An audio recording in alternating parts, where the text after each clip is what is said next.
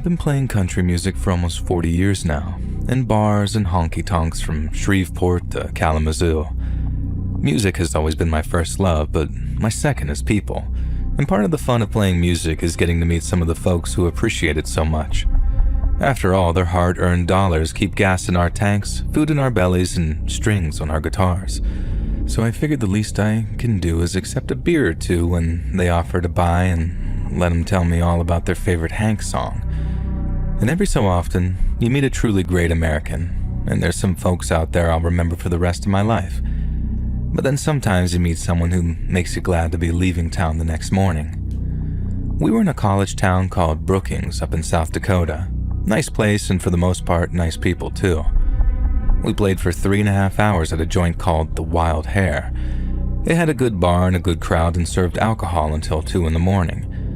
So after the show, we pulled up a stool, ordered some bar food, and then nursed a few beers with the locals until closing time, selling CDs and shirts and whatever else we could hawk to them. But it wasn't just about making a few extra bucks. You shake a guy's hand after playing his favorite song, and he's twice as likely to come back and see you the next time you're in town.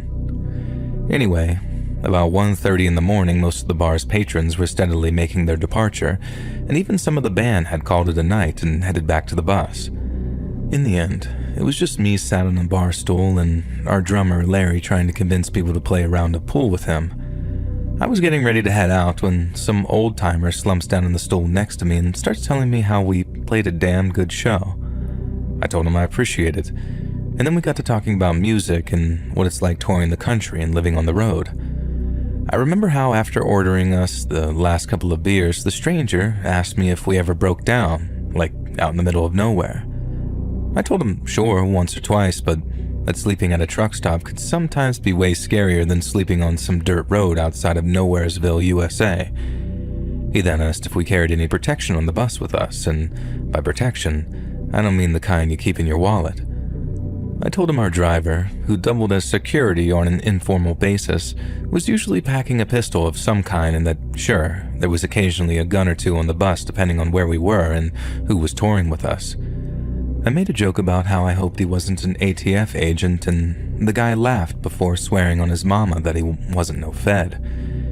He then asked if our driver had ever had to use his pistol.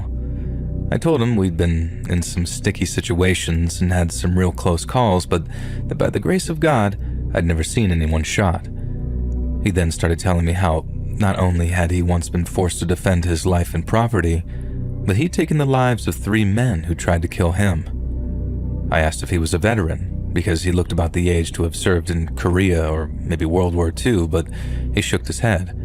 Never served a day in his life. It had been a home invasion, and according to him, it was the most significant event of his entire life. The old-timer said that he lived in a big house that he'd bought many years before to house his wife and 5 children. But after a car accident claimed her and their 2 daughters, and his sons grew up and moved elsewhere, he was left all alone.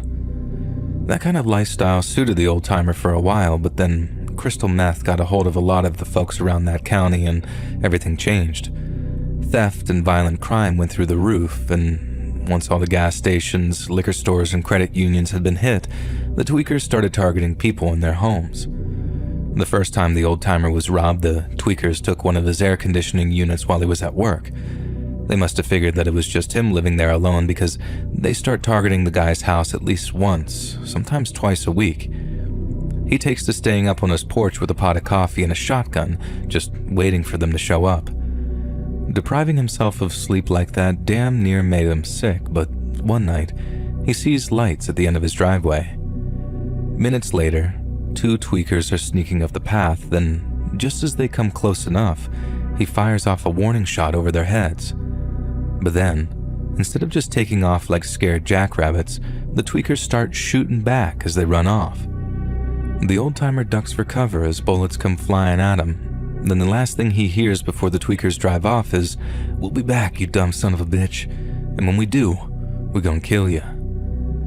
And the old-timer goes to talk to the town sheriff, who tells him that while he'd every right to use lethal force to defend himself against deadly threats, it might not be such a good idea if he was outnumbered and outgunned by a bunch of jacked-up tweakers.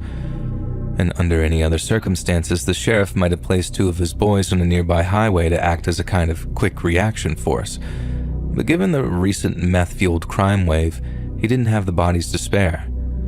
And the old-timer said the sheriff told him how, on this occasion, it might be best that he made himself scarce for a few days once he made sure that he was up to date on his home insurance payments. He was entitled to stand his ground and put up a fight, but he had to ask himself, was that old empty house worth dying for? And that old-timer said that he told the sheriff that he was right and that he'd head out of town for a few days before returning home, picking through whatever was left and spiking a for sale sign in the front yard. He even stopped by the sheriff's department to let him know that he was heading out, but not before making a few arrangements and tending to a few pieces of unfinished business. A few days later, this guy rolls back into town to find bullet holes all over the rear doors of a moving truck that he'd rented before heading out of town. The house was fine, everything was in its place, but someone appeared to have shot up the moving truck. This guy's checking things out and sees no one's tried to break into the cab, but after opening up the back of the truck, he finds 3 dead bodies.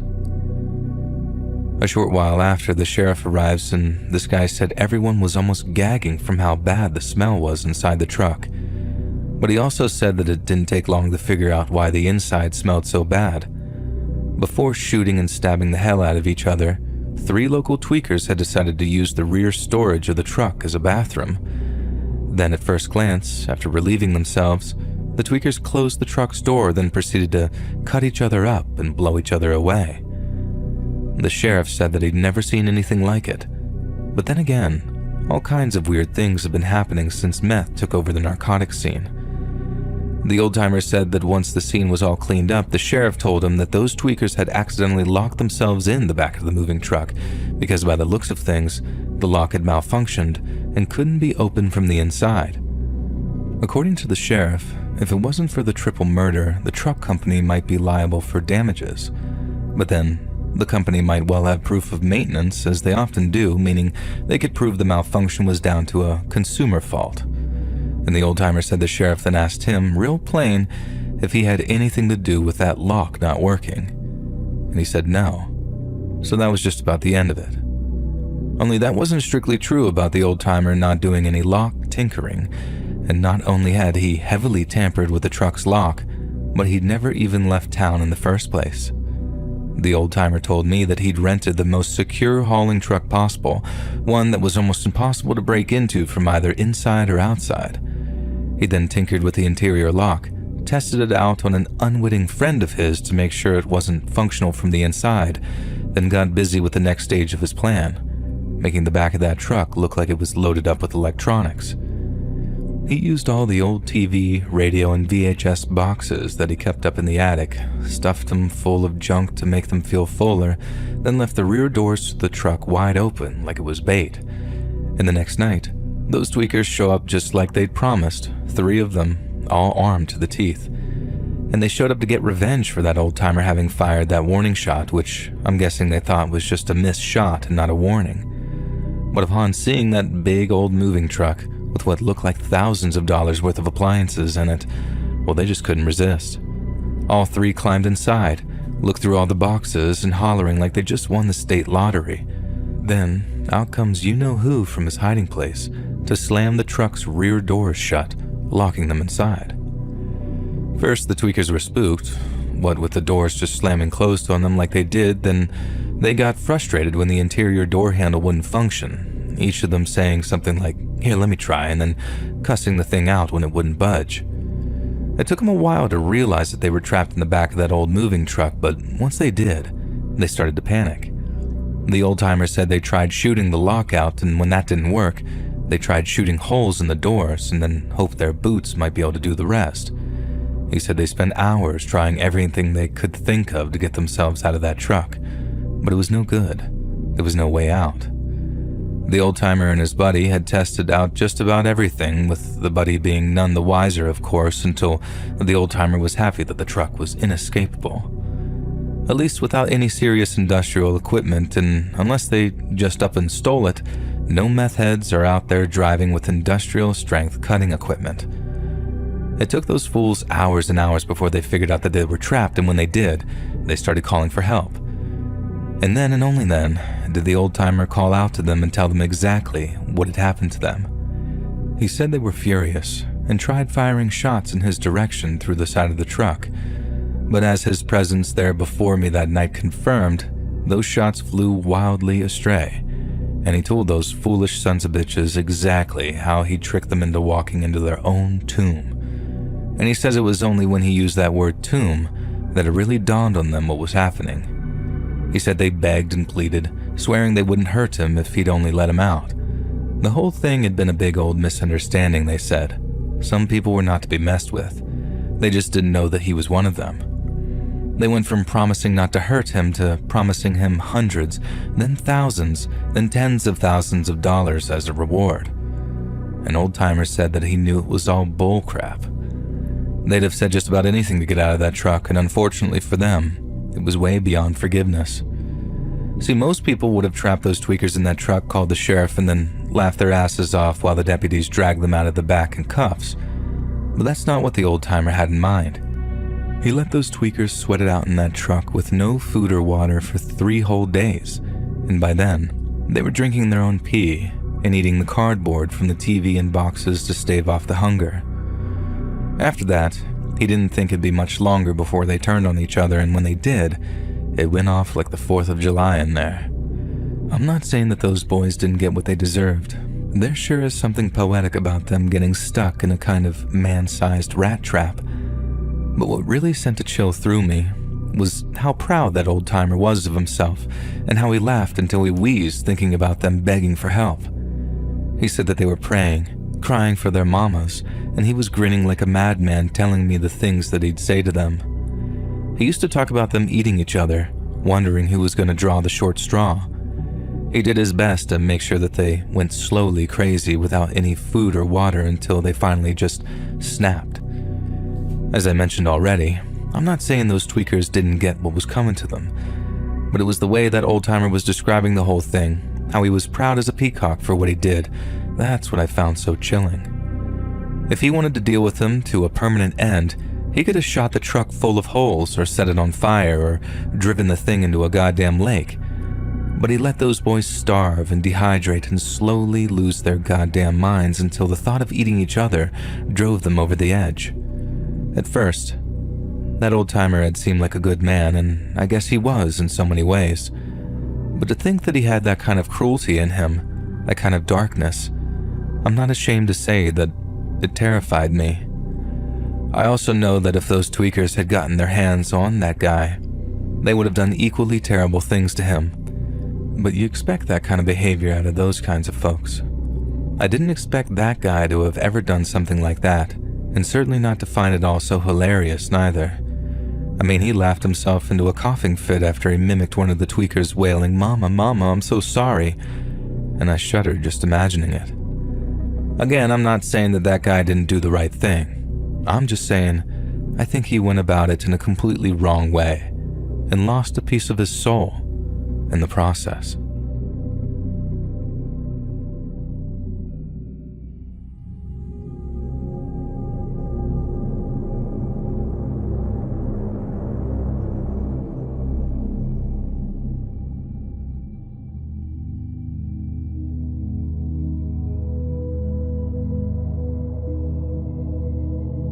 I was a real idiot when I was younger. I got hooked on Oxycontin, got in trouble with the cops, then ended up faced with 2 choices. Either go to jail or take part in a state-mandated rehab program called The Farm. The Farm was, unsurprisingly, a farm, and I'm guessing its owner had friends in high places because he managed to wrangle himself a deal whereby he could get himself all the dirt-cheap labor he needed so long as they were all troubled youths facing jail time. I guess that sounds real exploitative or whatever, but looking back on it, I'm not sure it was the farmer who benefited more. I guess I can't speak for the other kids, but working in that place sure as hell saved my ass. And sometimes I think it just might have been a stroke of genius sending us to that place, because picking up trash on the side of the highway is one thing, but seeing how putting time and love into something really can create something beautiful, it fixed a part of my brain I didn't know needed fixing. I made friends at the farm that I still talk to. Granted, it's on Facebook because we live at opposite ends of the country now, but the point still stands. It gave me discipline and self-belief, which is amazing considering I showed up expecting it to be nothing but baby jail. But then, I guess it's the irony of ironies that all of the crazy stuff I did on the street, it all kind of pales in comparison to something I went through at the farm.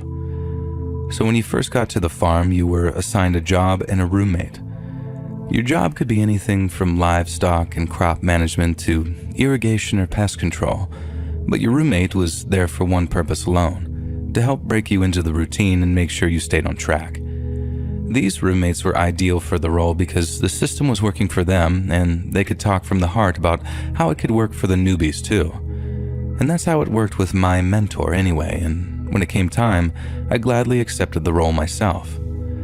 I knew it'd be a challenge, and I'm sure I myself was a challenge when I first arrived, but I also knew that I had to give something back before I left the program and moved on with my life. Not everyone made it to mentorship level, and as cheesy as it might sound, I considered it an honor and a privilege. For the first time in my life, I felt truly appreciated and wanted to share my own appreciation in return. So around 9 months into the program, I'd risen to the position of livestock supervisor and had been given my own 2-bedroom living quarters in preparation for receiving my mentee. Obviously, the dorms were very strictly divided by gender, so I knew my mentee was going to be female. But what I didn't know, and had no way of knowing until I met her, was how cooperative she was going to be. If she was chilled out, repentant, and receptive, then the next month would be an absolute breeze for me. But then if she wasn't, I knew things could get very rough. I'd already heard a bunch of horror stories and how troublesome uncooperative mentees could be when the rubber really hit the road, and in 1 or 2 classes, fights had broken out between the mentors and their roommates. I really didn't want that to happen, so my whole game plan focused on pacification and building a rapport between myself and my mentee. Pretty much the exact same tactic my own mentor took back when I first arrived at the farm. So, the day my mentee was due to arrive, I was actually really excited to meet her, and I wasn't in the least bit discouraged by her attitude upon arrival. Now, she obviously didn't want to be there, but very few did upon first touching down, so I understood her reticence and took it in my stride. Since I was still in livestock, she accompanied me on a few days' work with the animals after her induction was finished. And although she really didn't take to it at first, she warmed up with time and showed rapid improvement. She was due to be with me for a month, and the month could have either been very short or very long, and by about week 2, it was looking like it was going to be the short kind. Shauna, my mentee, was fitting and well, and although her attitude needed major work sometimes, we were making some major breakthroughs together. And then came the day that the cops arrived, 2 of them, and I spotted them talking to a very concerned-looking group leader. I walked over, mainly intent on listening in on what they were saying, but when the group leader spotted me, she called me over to talk. I found out the cops had driven all the way out from the city because they were looking for someone, and that someone just so happened to be my mentee, Shauna. They didn't just want to talk to her either. She had a warrant out for her in another county, and they were there to arrest her. Obviously, this kind of presented us with a very precarious situation because we didn't know how Shauna was going to react to all this. She could potentially be going back to jail for whatever she'd done, so if she saw the cops coming, she might just try and run. I mean, it wouldn't be the first time, and she's been so volatile at the beginning that no one could be 100% sure about what she'd do. But then, as we were thinking about it, I had an idea. If I could go and talk to her first and break the bad news, it might be received better coming from me instead of cops. I remember how, when I was on Oxys, just the sight of a cop would give me major anxiety. And I don't know, maybe in another life I'd have made a run for it too. And all that progress, all that hope so suddenly and cruelly being taken away. It was a nightmare, but one that was about to be Shauna's reality in the next couple of minutes, unless I was there to soften the blow. Once the plan was agreed upon, I walked off towards the dorms to where I was pretty sure Shauna was just kind of chilling in her room. She was right where I expected her to be when I walked in, and I sat down in the bed opposite her and told her how we needed to talk. I think she genuinely had no idea that that other warrant was out for her, because when I dropped the news, she was devastated. To say it was emotional would be the understatement of the century, and she actually did bring up the idea of just running off before the cops could see where she went. But then somehow, I managed to talk her into just going with the cops to see what the warrant was about, because it was better to face the music than run from it and make things worse. The thing that really seemed to convince her was when I asked her if she was 100% truly certain that she didn't know what the warrant was about. Then when she gave me yet another convincing no, I told her that it couldn't have been that serious. She'd remembered robbing a liquor store or shooting someone, but if she seriously didn't remember and wasn't blackout drunk when it happened, then it couldn't have been any worse than a missed court date or a traffic violation. Shauna calmed down a little, like, damn, you're right. And after promising that the group leaders would put in a good word for her so that she might be able to come back, she agreed to follow me over to where the cops were waiting. I remember how we were walking side by side after we left the dorms, but when we turned the corner of the community hub and the cops came into view, Shauna slipped from my side and started to drop back just a little. It was obviously just a little hesitancy on her part, but I figured we were over that and kept encouraging her. But when I looked back in her direction after she totally slipped from me, I didn't notice that she was reaching for something. But she must have been, because I looked back towards the cops and the next thing I know, there's a knife at my throat. I just froze for a few seconds, and feeling the knife to my throat was one thing, but realizing it was Shauna that was holding it was another thing entirely. I was completely blindsided, and all I could do was just stand there as Shauna held my head with one hand and the knife with the other, as cops drew their weapons and started to approach. Shauna started telling me to walk backwards, which I did, but I think the movement kind of kicked my brain into life, because the words, "What are you doing?" just started tumbling out of my mouth. I said stuff like, "Shauna, what are you doing? Shauna, think about what you're doing." And she responds, "I know what I'm doing. I'm not going to jail. I'm getting out of here." All the while, the cops are screaming to put the knife down, but all Shauna seemed focused on was walking backwards and not cutting my throat on accident. I remember telling her, "They're going to shoot you, Shauna. They're going to kill you if you don't stop." And she just yelled at me to shut up and keep walking, which again is what I did. Kids had come running to see what was going on because they could hear all the yelling. And so as we're walking backwards, almost hip to hip, there's this big gathering of kids all watching from near the community hub. And it was chaos. But I never once believed Shauna would ever do me any harm. It was just a desperate attempt to avoid going to jail, and as soon as she got to the trees over near the livestock fields, she was going to make a run for it. But that's not what happened. There was about a minute where I was trying to convince her to let me go, but Shauna was too busy trying to get the cops to keep their distance. She was yelling at them to stay back and all this other stuff, and totally ignoring anything that I had to say to her. But then there was this moment when she stopped, and it was like she came back to me for a second. At first, she told me to shut up again, but I kept telling her how what she was doing wouldn't work.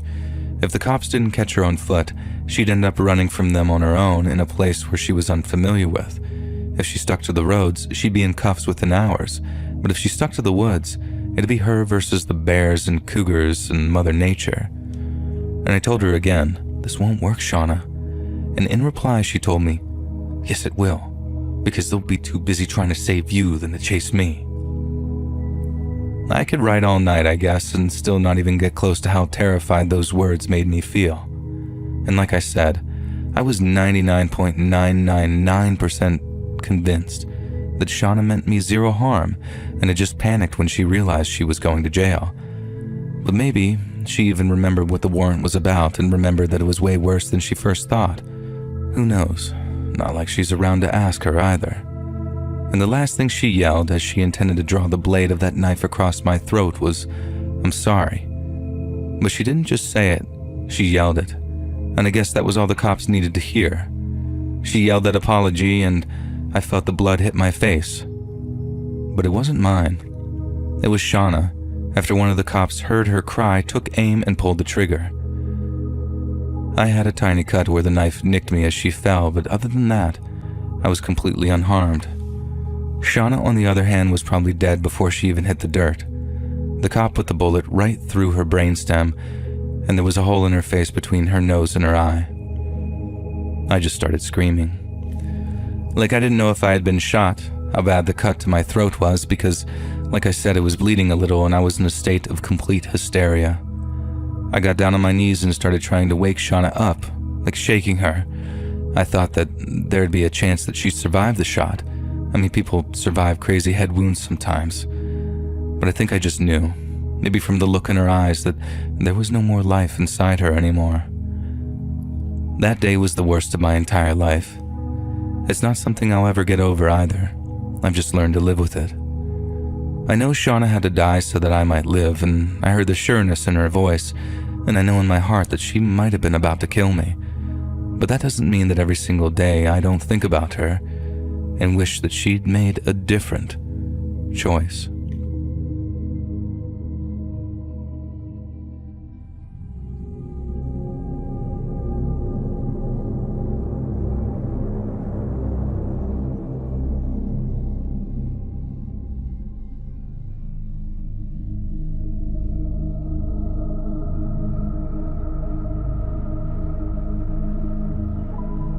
I remember when I was a kid, I would watch and even attend some football games with my dad, and it was something that we bonded over. When he passed away when I was in the 10th grade, I stopped watching football though. It just didn't appeal to me like it did when I would watch it with my father. And a few years ago, I fell in love with the game all over again. Now for some context, I was 27 years old when I started following football again. I would watch the games with one of my best friends and his wife, and Sunday nights became a tradition at his house. Good food, good friends, good times. Falling in love with the game again started to bring back so many fond memories that I had with my dad. I know a lot of people out there may not enjoy sports, especially American football, but sometimes the memories you can make can go far beyond the game itself. However, the memories are not always good. And this story that I'm about to tell you happened last year, and instead of a fond memory, I was left with a very lasting nightmare. As I mentioned a moment ago, I got back into football a few years back, but I wasn't able to attend a game until last year. My buddy surprised me on my birthday with tickets to an NFL game, and I was beyond pumped. This was going to be the first game I attended since before 10th grade. My town unfortunately doesn't have an NFL team, and the closest stadium is almost 3 hours away. I didn't want to drive all the way home after the game, so I decided to actually book an Airbnb close to the stadium. My friend who got me the ticket was also attending the game with me, and he was bringing his wife as well. They didn't want to stay after the game, so they planned on driving home after. And this was honestly fine with me. I was actually looking forward to the quiet evening to myself. The game was awesome, other than one minor hiccup towards the end, and the score was tied in the fourth quarter, and our team actually had the ball. And a crazy series of plays transpired, and as you might expect, the crowd was going insane. So insane that someone actually bumped into me and caused me to spill some of my beer onto the gentleman in front of me. And he wasn't pleased. And I apologized, but he continued to lay out this very verbal assault. After a minute or two of getting yelled at, the man went back to watching the game, as did I. Not long after the game ended and our team came out victorious, and we cheered and celebrated with the rest of the home team fans. I won't say what the team was for my anonymity, and that night I got back to my Airbnb and just kind of hung out and relaxed. I decided to order myself a pizza and just sort of enjoy my little scenic getaway. The place was very cozy and on the outskirts of that town, and it wasn't like in the middle of nowhere or anything like that, but it definitely felt kind of secluded. I'm not exactly sure what time I fell asleep, but it was late, after midnight for sure, and at some point during the night, I woke up because I thought that I could hear this very strange noise. I sat in bed for a minute trying to focus, and I didn't know if it was just my imagination or if I actually had heard something. A few seconds later, I heard it again, and then again right after. This wasn't creaking floorboards or any of the other things that people say when they think you're being paranoid. This was, without a doubt, the sound of something being thrown at the side of the house. Something small, almost like a rock or a pebble. I got out of bed and turned most of the lights on, mainly because I was a little spooked, but also because I didn't know the layout of the house and I didn't want to stumble my way through the darkness. I'm a bit clumsy and I have a knack for breaking things, and I made my way to the window that was on the other side of the house. And that's where I had heard the sound coming from. I cupped my hands and looked into the darkness, but I didn't see anything, and I was convinced that whatever I had heard was probably nothing. And being the anxious person that I am, I just decided to go investigate outside. I understand this may seem like the worst idea in the world looking back, but I had convinced myself that nothing was out there except maybe some wildlife, and I just wanted to make sure. I spent a few minutes outside, walking around, having a smoke, and I didn't see anything weird or out of the ordinary. I did see a few small rocks on the side of the house where I had thought I had heard the sound, but it was a pretty wooded area and those small rocks could have just been there the entire time. I decided to chalk up this entire ordeal to just my anxiety and nerves and being away from home. I started making my way back to the house, and that's when I froze. Because I had turned a lot of the lights on, I was able to see inside the house from outside. And there, walking through the kitchen, was a person. Someone who was wearing a hood. I was able to see them through the room clear as can be, and I immediately took cover behind a tree, ducking down. Thankfully, I had my cell phone with me, and immediately I called 911. While I waited for the cops to show up, I just sort of watched this figure through the windows slowly creeping through the house. He seemed to be opening doors and even checking closets. I had my small duffel bag on a little table in the kitchen, and this person went through my bag. He even grabbed my wallet and went through it a bit, but didn't even take anything. After a couple of minutes, this person started to move a little faster. He was whipping open doors, and he looked like he was looking for something, and he looked frustrated. He must have heard the police because as soon as the cop car showed up, he jumps out a window and starts to flee into the dark. I came out from behind the tree and flagged down a cop and tried telling him that the intruder had just ran, but they were very focused on calming me down in that moment.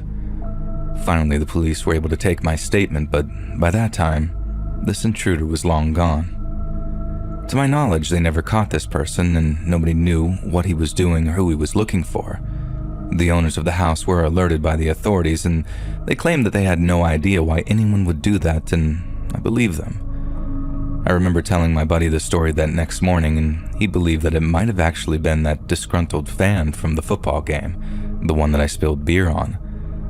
I think it would be outrageous and borderline improbable for an intruder to have followed me all the way home, but the more I thought about it, this person did fit the profile of that crazy fan. He was even wearing the same color as the team, but that might have been common for the area as well. And this all could have easily been a coincidence, but I don't know. It really made me think. And it's really scary that sometimes people out there can just do things like this, and we truly will never know why.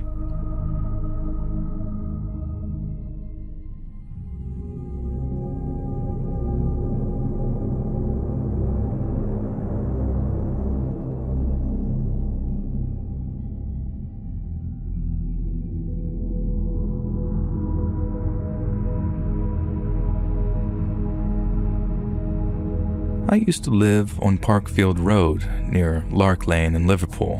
My local supermarket was the Tesco on Agberth Road, so every time I needed to buy food, I'd walk all the way down Parkfield from my flat, which was in a house at the very top of the road near Prince's Park. Most of the houses on Parkfield are basically old Georgian mansions. I'm talking beautiful old buildings with long drives and grand entranceways that I'm guessing used to be occupied by the city's elite.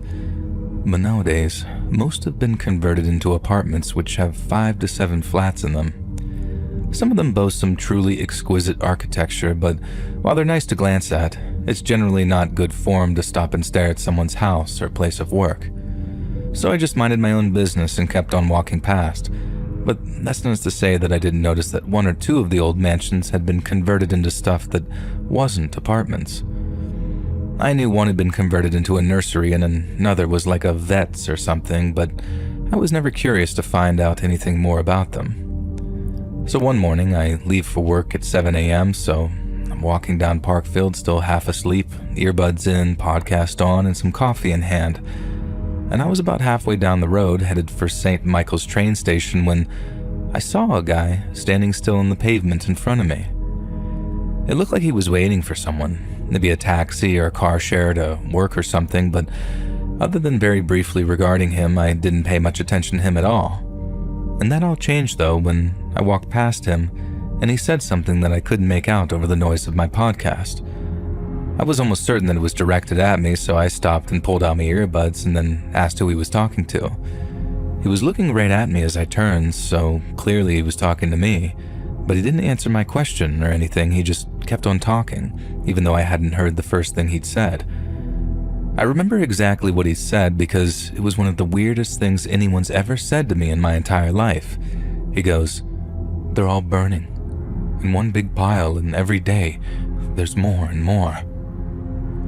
It probably took my half-asleep brain a microsecond longer than it normally would, but as soon as I realized the fellow was just chatting nonsense, I said, "Yep, okay," in like a sort of please don't kill me crazy person kind of way, and then carried on walking towards the train station. I suppose if you live in any city on the planet, you're just bound to encounter a few head cases from time to time. I just didn't expect to encounter one that early in the morning. It didn't scare me or anything, I just thought, what a weird bloke, and then by the time I got to the office and saw the massive stack of invoices that I had to work through, it was basically forgotten about for the next 8 hours until it came time to commute home again. The fellow wasn't there that time, nor was he there any other time I walked down Parkfield Road for the next 2 months. But then one morning, bright and early, there he was again in the exact same spot I'd seen him the first time, and he wasn't alone. The fellow was standing with 2 women, both in their 50s or 60s, who both appeared to be reading. Since there was 3 of them on the pavement, I decided to cross over onto the other side so I'd have more room to pass, but as I did, I couldn't help but peek over at the 3 of them. The fella caught me looking, and although he didn't say anything, we locked eyes and smiled before I quickly turned my head away. But before I did, I noticed the 2 women who looked like they were reading from little books appear to be whispering something too, like they were reading aloud. Now this is the point where a lot of your American listeners are going to stop and think, hang on, this sounds familiar. And to be fair, if you're thinking what I think you're thinking, then you're thinking the right things. But the issue in question isn't such a massive deal over here as it is over on your side of the pond. I'm not trying to turn it into a dunk on you or anything. We just have different issues over here. Cue the overwhelming and unflattering agreement. And that's why I could walk past them a second time and not piece together what they were doing with where they were choosing to do it. I blame it on the sleepy brain personally. Both times I saw the weird fella, I had only been awake 30 minutes, and since I was on my way to work, I didn't exactly have time to stop and chat.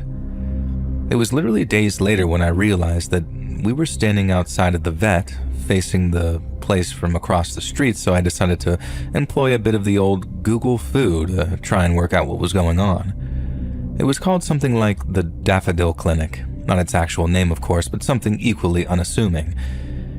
It then took me mere minutes to figure out what its purpose was. There was a lot of flowery language around the subject, they just didn't come out and say it on one page, but after just the teeniest bit of clicking around I discovered what the clinic was for. It wasn't a vet. It was an abortion clinic, and that's why the people were praying outside of it. I've since come to learn that protesting abortion clinics is quite a big thing in the States, and a lot of the time the protests get pretty vicious, I guess. Now, before the comments section erupts, I'd like to make it clear that I'm not trying to cast aspersions on anyone. In a free country, people should be free to pray wherever they want, right? And I don't live there, so I don't really know exactly what's going on. But that's not what I found so creepy about that man. The one who said that initially unintelligible thing to me about them all burning down there in one big pile. He was talking about the aborted babies, and he was talking about them burning in hell. I think you'd have to be exceptionally sturdy of a person for that mental image not to send a shudder through you. It certainly did with me once I realized what that guy was referring to. Sometime after that, I heard about the fella getting arrested. I'm guessing someone reported him to the police and that he was in the habit of saying things to people as they walked past. I don't know what law that's breaking, but that's just not on, is it? Saying things about babies burning in hell to people going through a horrible period in their lives. Now, I know this can be a controversial topic, but I don't know. If you're gonna pray, do it quietly across the street like those 2 women. Don't make a big thing out of it. And certainly, Don't go telling passing strangers things about piles of babies burning in hell.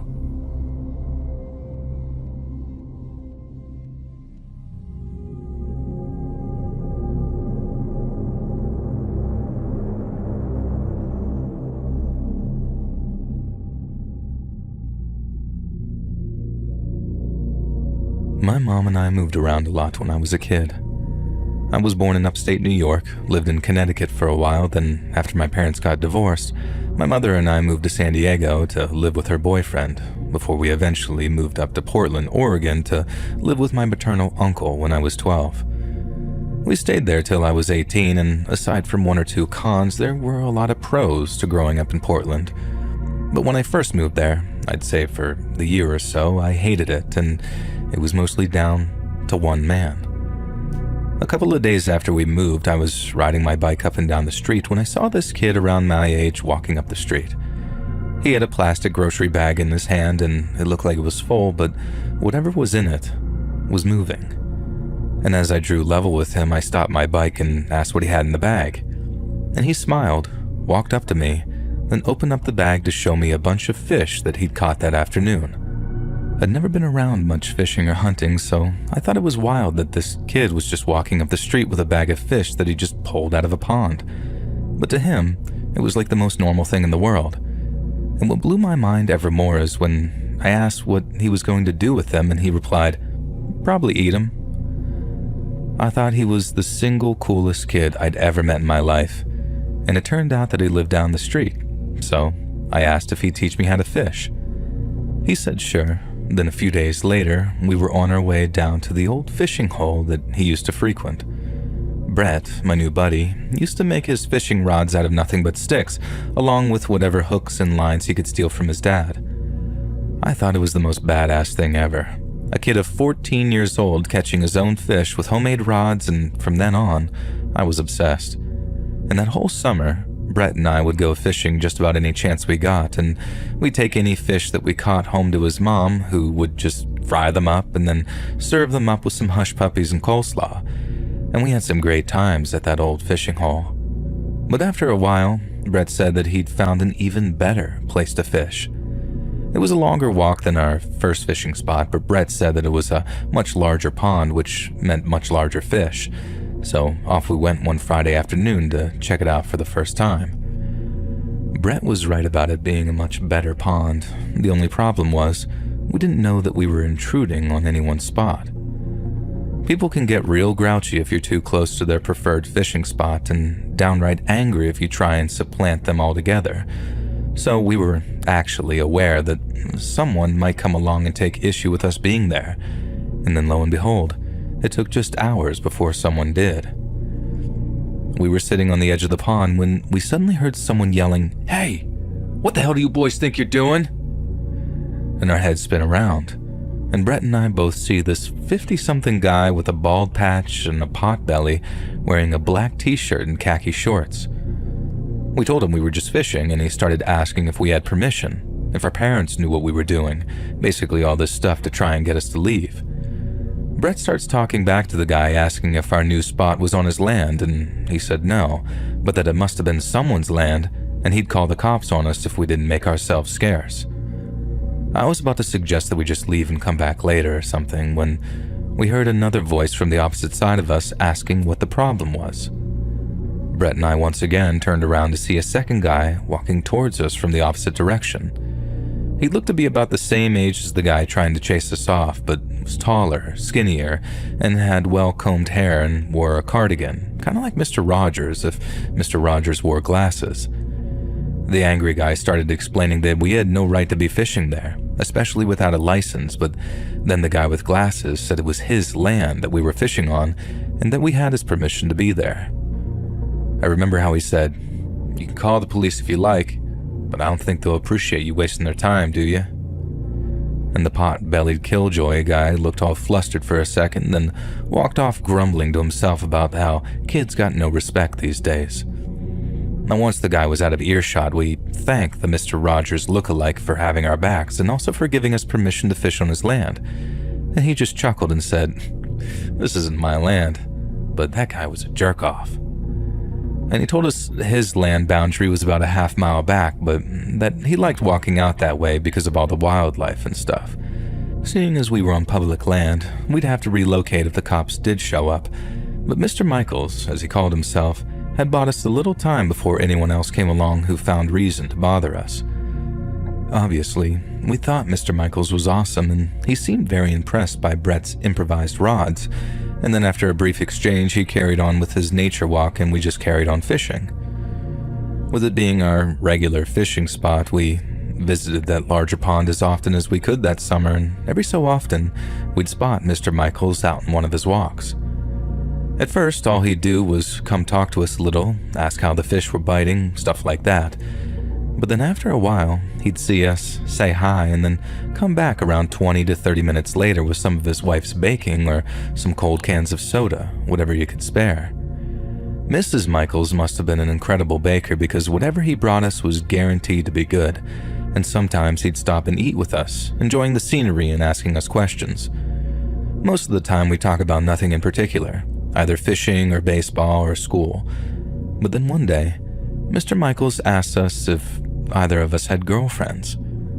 Now, I was 12 and Brett was almost a whole year older at 13, and though we'd experienced very innocent crushes here and there, we didn't have girlfriends or anything like that. Mr. Michaels asked if there were any girls at school we liked, and having already discussed the topic, both me and Brett were like, no, not really.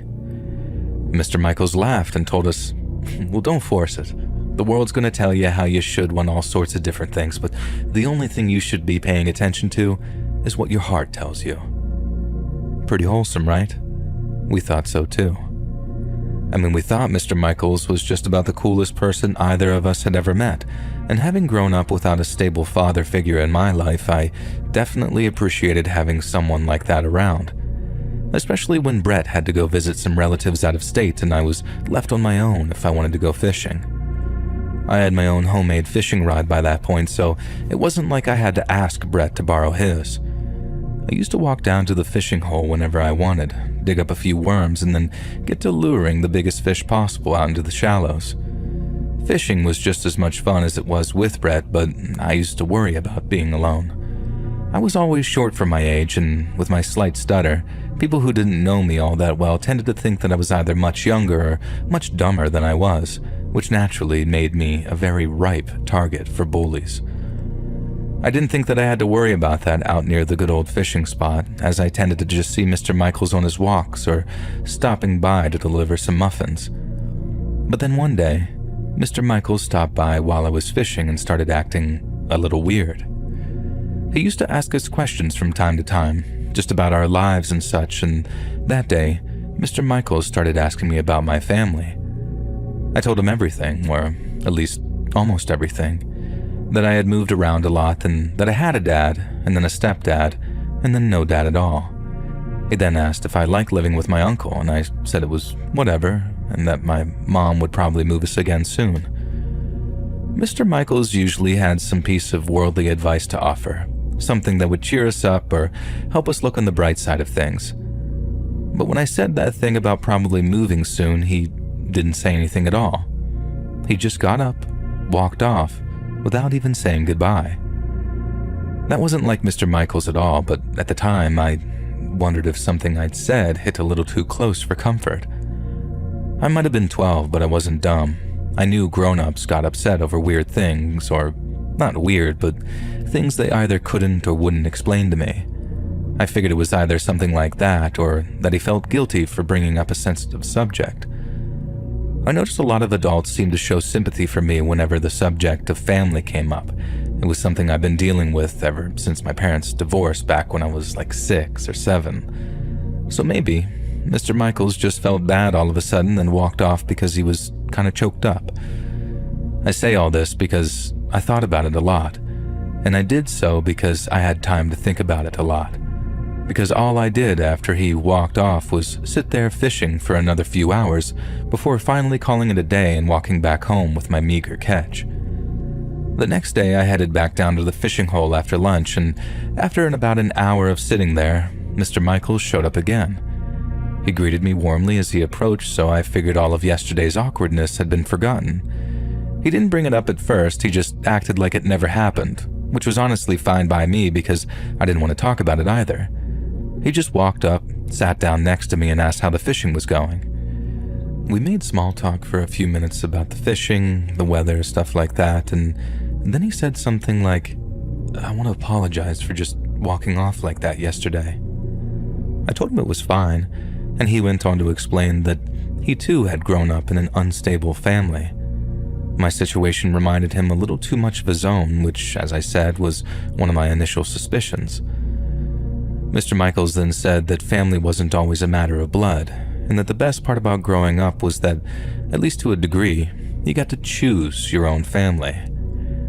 I figured that was probably the poignant, life-affirming thing that he wished that he'd said the day before, and I appreciated it all the same. And I also appreciated it when he said that if I wanted to, I could consider him a member of that chosen family, but only if I really wanted to. I told him sure, and thanked him, but I knew it was kind of a platitude. He just felt bad hearing a kid talk about the same kind of childhood he went through, and all he wanted to do was make me feel better about it. But like I said, I'd been experiencing the same thing almost all my life, so while I knew to just be polite and thank people for whatever it was they'd said, it wasn't like it was some Hollywood moment where I burst into tears like, "Well, gee whiz, Mr. Michaels, does that mean you're going to be my new dad?" Instead, I asked Mr. Michaels if he had kids of his own, and he said yes. He had 2 girls, but they had all grown up and moved out, one to the city and one to college. I thought I'd figured out another reason why he liked me and Brett so much. We were like the 2 young sons that he never got to have. The next time that I went down to the fishing hole, it was Saturday. Brett was due back from his relatives on that Monday, so it was my last solo fishing session for the foreseeable future, and I was pretty sure that I'd see Mr. Michaels at some point with it being a weekend. I was there for maybe an hour or so before he showed up, and when he did, we did our usual thing of making small talk and watching the world go by, until he turned and asked me a question. He asked if I'd thought about what he'd said, about a chosen family, and I said, sure, a little. He then asked if I liked the idea of him being a kind of father figure to me, and while I said, sure, I guess, it wasn't entirely out of courtesy. I liked Mr. Michaels, and so did Brett, and although the whole chosen family thing seemed kind of cheesy to me, I thought it was coming from a good place, so I figured I'd just go along with it.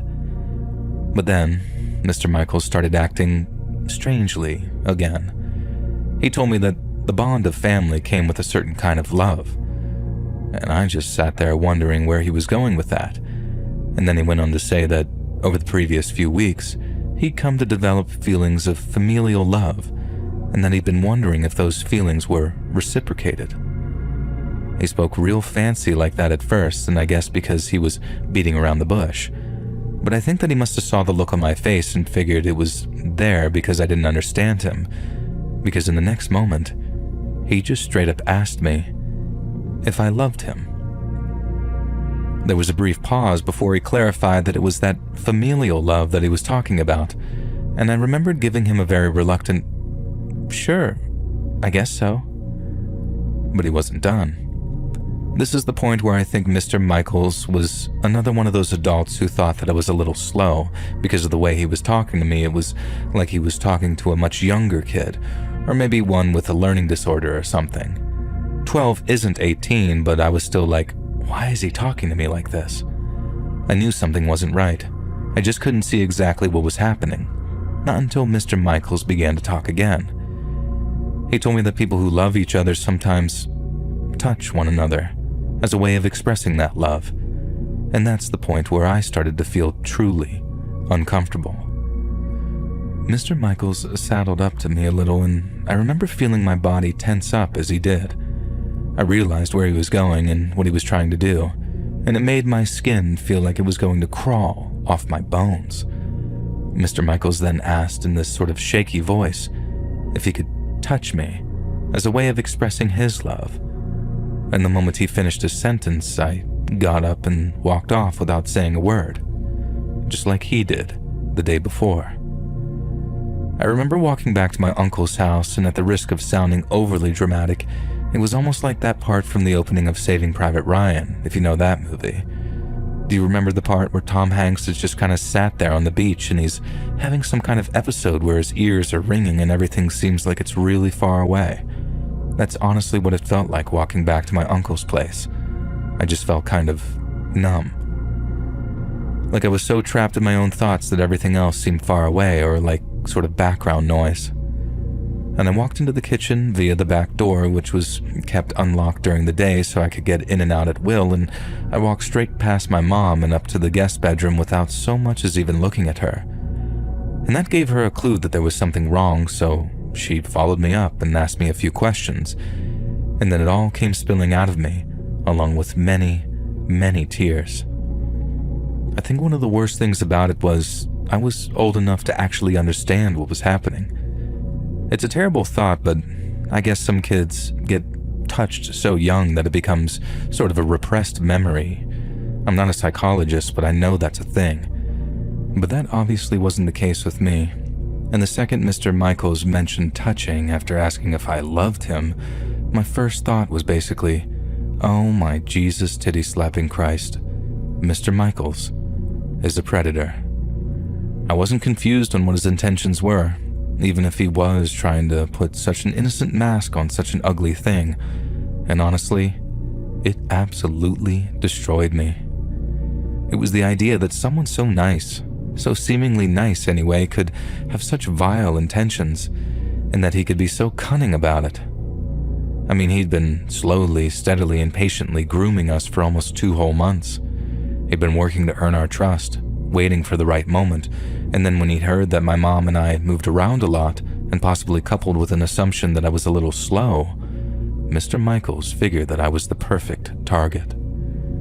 He was wrong, of course, and I got away before he could do anything, but simply the fact that he considered me a target was something I found incredibly disturbing and upsetting. Now, this was back in the late 70s, and honestly, I'm not sure what kind of reaction it'd get now, but after I told my mother, she told my uncle, and when my uncle told the local sheriff, they did something. I don't know what it was, because I don't think they ever officially arrested Mr. Michaels. All I know is that one day I was told that I didn't have to worry about him anymore, and that he'd moved someplace far, far away. We were told it was safe to go down to the good fishing hole again, without any fear of seeing old Mr. Michaels walking up in his cardigan and with a basket of his wife's baking.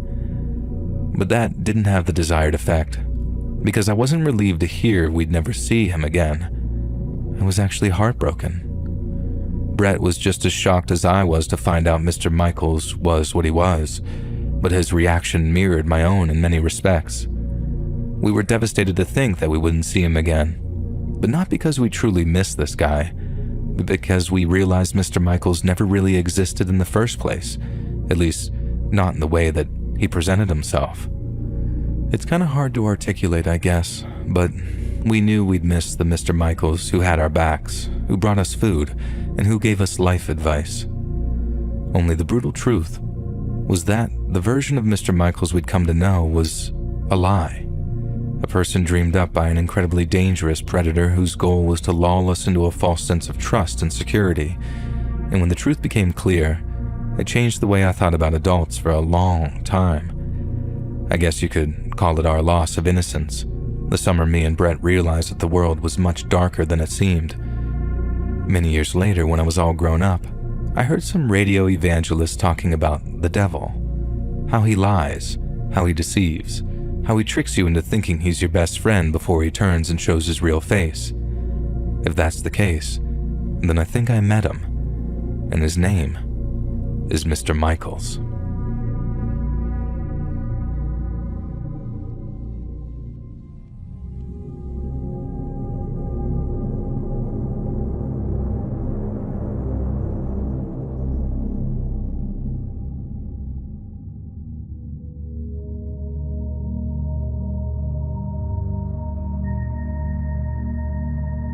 I was a university lecturer for the better part of 20 years, and in that time, I've met some great students and some not so great students. One lad, an international student from a country that'll remain unnamed, was probably the most difficult student I'd ever come across, and His country of origin shall remain unnamed because, frankly, he was the only problematic student from that nation that I'd ever had the displeasure of dealing with. Every other international student from this particular country was respectful, considerate, and exceptionally hardworking, but this one was not. The first thing he told me after realizing that my first initial stood for Maria and not something like Matthew was that no one in his country would take a female professor seriously. I simply replied if he wanted a passing grade, he could take the attitude of when in Rome. He seemed to find that amusing, and while he claimed that he'd show me all the respect I deserved, he did so with a deeply patronizing tone that suggested that he would never have done the same if we were in his nation of birth. And when it dawned on him that he'd actually have to work to get a passing grade, the student in question became incredibly ill-tempered and his performance dropped off completely. He became more and more problematic as the weeks went by until one day he simply stopped attending lectures. Initially, I had absolutely no issue with this whatsoever because it had gotten to the point where he could be rather disruptive from time to time. But after a while, I started to wonder what was happening with him. I ended up asking a colleague if she'd heard anything about him, and I'll never forget the look on her face as she asked me, "You haven't heard?" As it turns out, the surly student that I'd had problems with had been arrested by the Cambridgeshire police on charges of kidnap, false imprisonment, and grievous bodily harm. It took a while for the whole story to come out because, at first, no one knew anything other than the crimes he'd been charged with. But it didn't take long for people to piece things together and link it to another worrying on-campus incident. About a week before the problematic student stopped attending lectures, someone had filed a missing persons report with the police. This person claimed a friend or housemate of theirs, a female Taiwanese student, had gone out for a drinks date with a fellow student and then failed to return home. Students staying over at each other's flats or dorms is a very common occurrence, so for the first 24 hours or so, no one batted an eyelid. But then after another 24 hours without any communication from her, the girl's friends became concerned. They contacted the police and gave them the name of their friend's date, and officers were dispatched to the date's home. And the date turned out to be the same student I'd had problems with, but he claimed to have no idea where she was. The police then tracked the girl's mobile phone and discovered it was within just 50 meters of the guy's flat. So back they went to ask him a second round of questions, but not before acquiring a search and seizure order from a local judge. This allowed them into the student's flat, where upon entry, they found their missing Taiwanese girl. After accompanying the male student for drinks, the student had followed the male back to his flat. He'd been perfectly nice and charming through the course of their evening, but upon arriving back at his flat, his demeanor must have changed completely. When she expressed a desire to leave, the student became violent, and when things became physical, he restrained her, tied her wrists and ankles, and then proceeded to beat and torture her with a cigarette lighter. The victim was told that it was her education on why she shouldn't leave him, and the sooner she accepted that she was his property, the sooner her ordeal would end.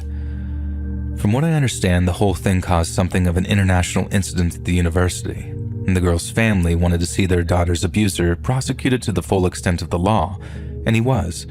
It's just the punishment wasn't anywhere near in line with the crime. Instead of being sent to prison, the student agreed to pay the victim a hefty sum in compensation before being deported from the UK and given a lifetime ban from returning. I know that's at least something. But hearing that he'd basically gotten away with it was just as shocking as hearing about what he'd done in the first place. There must have been an awful lot of diplomatic wrangling going on behind the scenes, and although I've only a cursory knowledge of it, I know the word of international relations can be a murky one indeed. It just makes me sick to think of that poor girl, of everything she went through, and know that the person who did it was simply able to buy their way out of a prison sentence. Because for men like that, prison is the only place for them.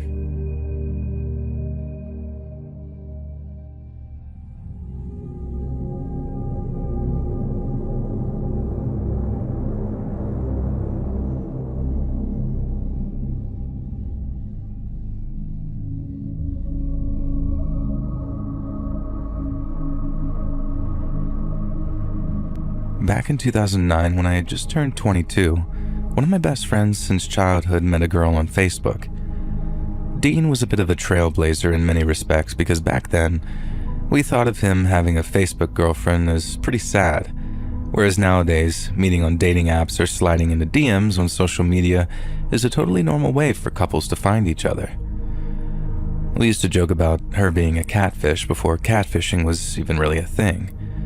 We didn't use that exact term, but there were a lot of jokes about Louise turning out to be a Lewis who was 3 times his age. Turns out, Louise was a real person, and when we met her, we understood why Dean was so smitten. They seemed perfectly matched for one another, and within about 18 months of them getting together, Dean announced that he was moving down to Bournemouth so they could be closer. We were gutted to see him go because Bournemouth is a 7-hour drive from where we grew up in Durham, and without a car, it wasn't like he could pop home whenever he liked because the trains took even longer and the fares were outrageous. Since Louise lived with her mom and brother, Dean started looking for flats down in Bournemouth, and then when he got a bit of money saved up and had somewhere to live, off he went. We later found out that he'd moved into a shared apartment just outside of the city center and that he quickly found a job as a kitchen porter, so he didn't burn through too much of his savings. His job was alright, his relationship was flourishing, and the only thing stopping him from getting a flat with his girlfriend was the fact that she didn't have a job yet. On top of that, his new flatmate sounded like a sound fellow, too. The only thing was, Dean wasn't very forthcoming when it came to information about him. As you can imagine, he was very proud of himself for having landed on his feet in the way that he did. He told us all about his new job, all about how nice his new neighborhood was, and he briefly touched on how cool his new flatmate was. They'd have a drink together, have a smoke together, watch horror movies together, but when we asked what he did for a living, or what he looked like, or what he was interested in, Dean was suddenly all vague or one-worded answers. We just put it down to him still being new in the area, and it's not good manners not to pry into people's lives, is it? And regardless, we were pleased that he was doing well, even if it did mean seeing less of him. Anyway, about 6 weeks go by, and Dean ends up inviting us down to Bournemouth for the weekend. We were all about 23 or 24 at the time, meaning that we didn't have a lot of cash to throw around on hotels and all that, but Dean's like, "No, brother, just crash at my place." We drove down on Friday morning, got there in the late afternoon, then went looking for Dean's flat out near a place called Boscombe. We found it no problem. Our mutual friend beeped his horn when we were outside, then we had an ecstatic reunion in the car park of his apartment block. We hadn't seen Dean in nearly 2 months, so we were over the moon to be reunited. But after he invited us inside for a cup of tea and a chinwag, we realized something wasn't quite right about him. He looked pale, he looked like he'd lost weight, and he looked like he wasn't sleeping very well either. And not only that, but the flat that he was living in was an absolute pigsty. We didn't bring it up right away, but we were too busy chatting about this and that and trying not to break into our beer stash too early. But in the end, I asked him if he was feeling up to a few drinks that night because he looked a wee bit peaky. And I'll never forget how he let out a deep sigh before talking, and when he did, he told us that the last 2 weeks had been some of the most difficult of his whole life. Dean's new flatmate had started out as a sound fella, but then after a few weeks, he'd started letting his true colors show. The flat was in such a sorry state because Aaron never, ever cleaned up, and the only way Dean had been roped into living there was that the landlord had scrubbed the place down and made sure Aaron was out of the flat during the viewing. I wouldn't go so far as to say that Aaron and his landlord conspired to trick Dean into signing a 6-month contract because, from what I gathered, they loathed each other with a passion. But they both had something to gain from Dean living there, so I suppose there was some degree of collaboration. You see, Dean hadn't moved into a cozy apartment with an eccentric but playful older roommate. He was living with a mentally unstable alcoholic who never paid his rent and was prone to violent, psychotic outbursts. He just hadn't realized it until it was far too late. Dean said that when he first moved in, he met an Aaron that liked the same kind of music, liked the same kind of films, and who made him feel as welcome as possible by handing him a can of beer every 5 minutes. But then Dean started to realize that Aaron drank pretty much all day, every day, and that, by work, Aaron meant that he went out stealing. He didn't tell Dean what he did to make money at first, but once he seemed on the level, he told him that he shoplifted, burgled, went out stealing money from blackout drunks on a Saturday night, just about anything but make an honest living. He also refused to pay any rent, refused to vacate the apartment, and once told Dean that the police would have to come in and drag him out of there, and that's only if one of them fancied losing an eye. The only reason Aaron gave Dean an easy ride, which he didn't seem to give anyone else, was the fact that he was apparently his new drinking buddy and smoking buddy, and if Aaron had anything to do with it, they'd be sharing other things before long. According to Dean, Aaron didn't just drink and have a bit of puff. He did all sorts. Whatever he could get his hands on, and the harder the stuff, the more volatile he became. Dean said that just a few nights before, he'd come home to find Aaron smoking spice, this sort of synthetic cannabis stuff.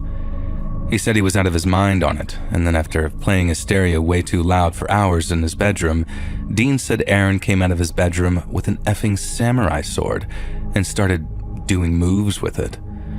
I don't know what you'd call it. I'm sure the Japanese have a word for it, but Aaron was waving the sword around like he was practicing a fight, but in slow motion. Dean said he retreated to his bedroom immediately and locked the door, then just hoped that Aaron would decide to leave him alone for the night. Aaron never turned his music down when he partied like that, and his neighbors had long given up on making him try.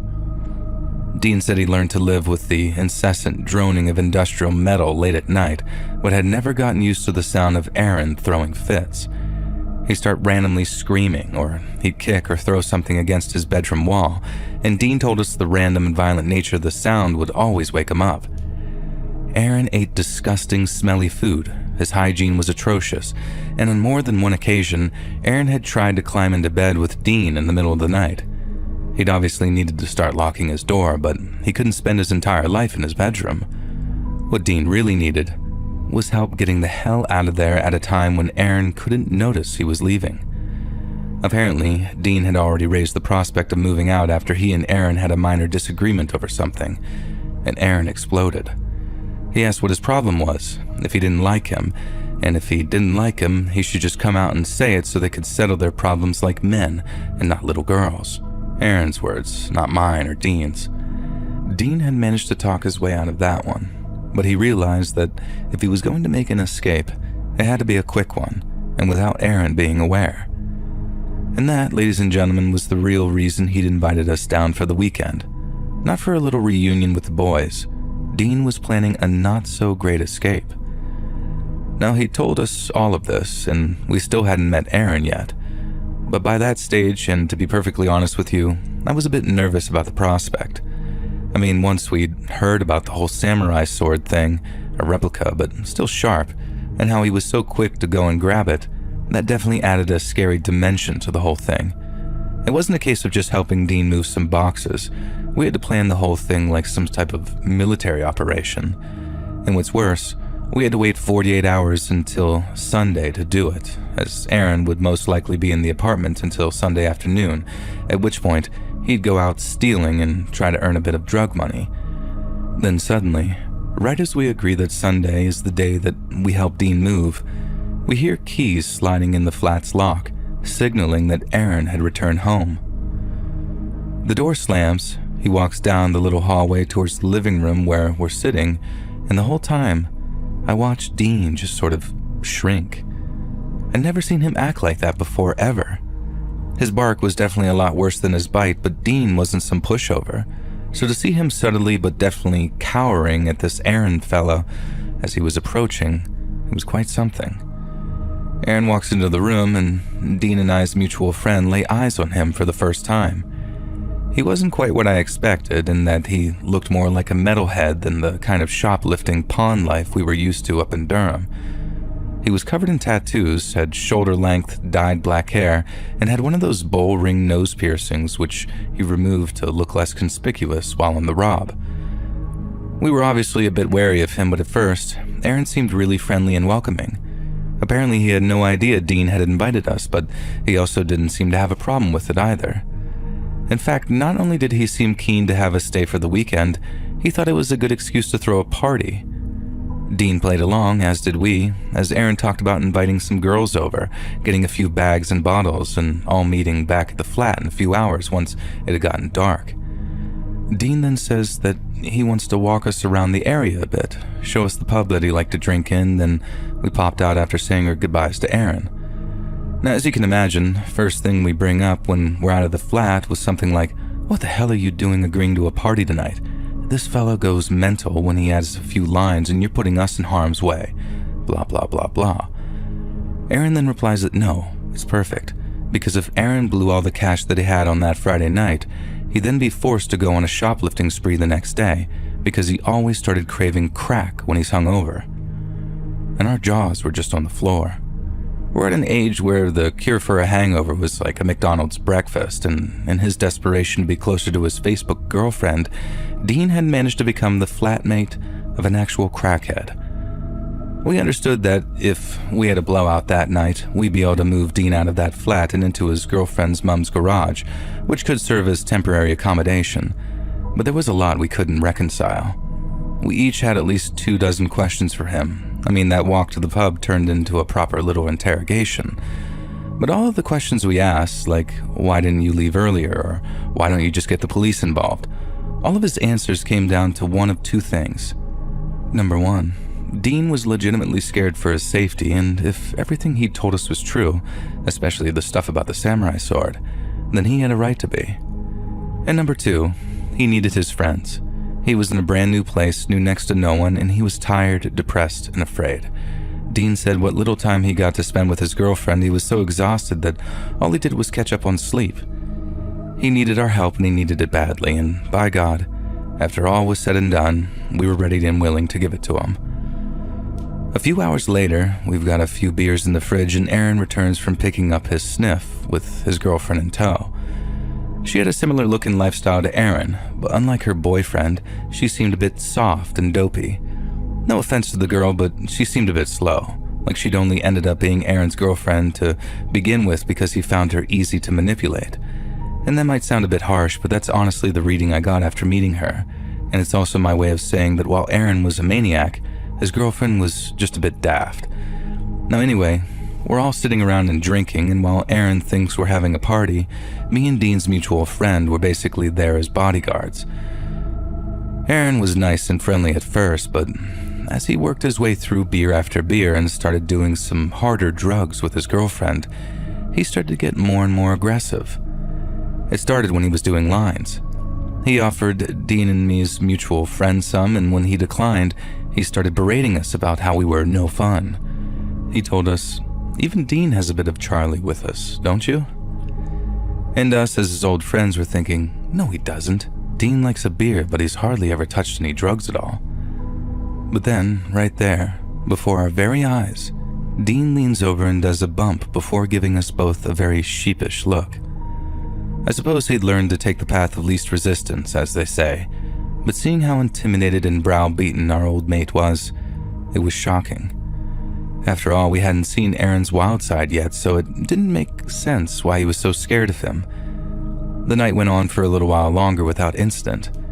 Aaron started acting like a total prick, saying the most obnoxious crap you can imagine about just about everything you can imagine. But there were no indications that any swords were about to be produced, so me and Dean and our mutual friend all stayed quite chilled out, and more beers were getting drunk while Aaron's working through his bag of sniff, and then eventually he announced that it was time to put some music on. I suspected he was about to put on something very loud and fast, and I wasn't wrong, but he turned the volume up so loud that we had to literally shout to make ourselves heard. This didn't seem to bother Aaron though, and he actually thought it was funny that the music was ruining what little vibe we'd got going, and set about trying to make us sing the lyrics to songs we'd never heard before in our lives. Shortly after, Aaron was up dancing, if you could even really call it that, while we just tried our best to get through it in the assurance that it meant getting out of there a day earlier than planned.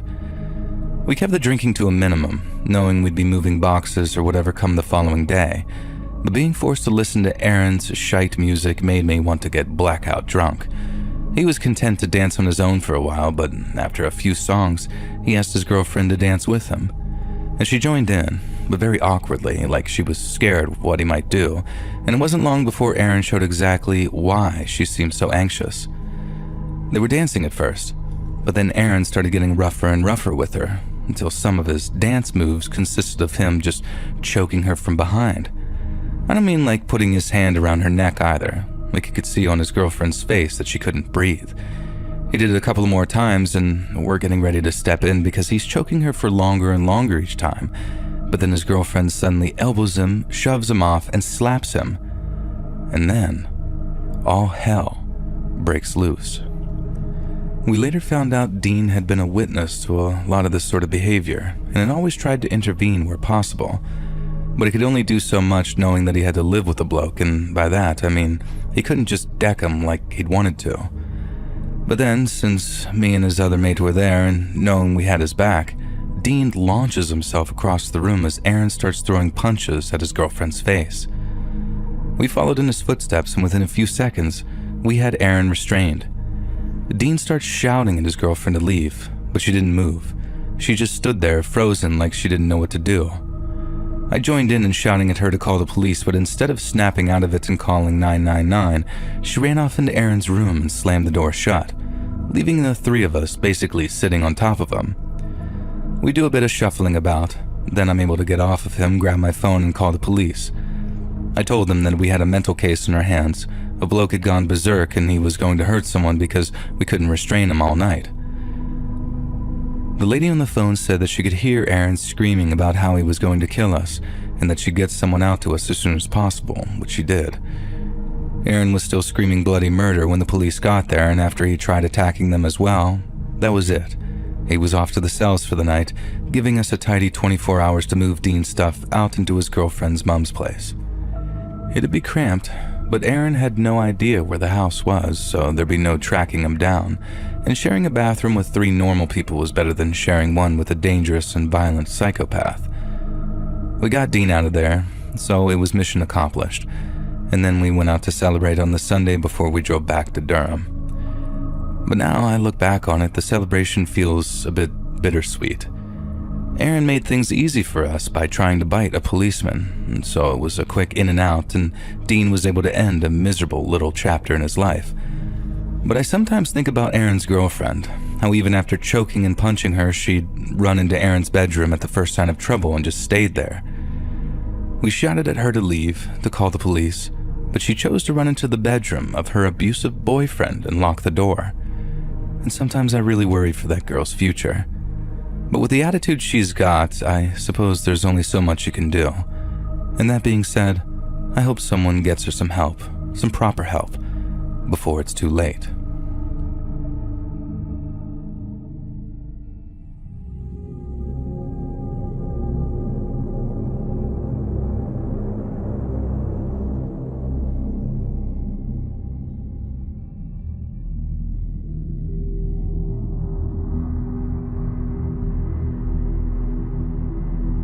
When I was in high school, I loved the game of basketball, and I was one of those kids from the late 2000 era when ball was life. I knew I was not good enough to play at the next level, but it didn't stop me from playing the game I loved when I was back in high school, and I played with the same group of guys for years. And by the time we became seniors, our team was making a run for the playoffs, and it was a very exciting time and the whole community was buzzing around it. And after a very massive win, our team was only 1 win away from a sectional title, which was just about the greatest accomplishment I could have ever made in high school. And the sectional game was 6 days away from our last win, and our coach did something a little unorthodox. He set up a scrimmage for us so we could stay in game shape. And for anyone who doesn't know, setting up a scrimmage this close to a big game is kind of a recipe for disaster. As a coach, you're risking your players' durability and potentially opening them up to an unnecessary injury. As players, we didn't really care though. We wanted to play as much as we could. We were high on winning, and any chance to improve our game, we wanted that. And the main reason our coach set up this scrimmage was to really test our skills and start to push us to the limit. The team we were set up to play was a team made up of players from all over the state.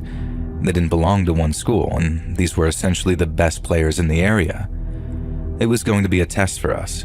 If we were able to hang with this team on the court, we could be more than ready to compete in the sectional game. The game was on a Thursday evening after school, and we played the game at a neutral location. And the gym was nice, but the surrounding area had seen better days. It was one of those sort of rundown parts of the city. One of the downfalls of the gym was that it only had one locker room, which the other team used, and my team was forced to change in the basement, and basketball season is in the winter for anybody who doesn't know, so let's just say that the basement of this building was absolutely freezing. Not only was it freezing in the basement, but it was very dark.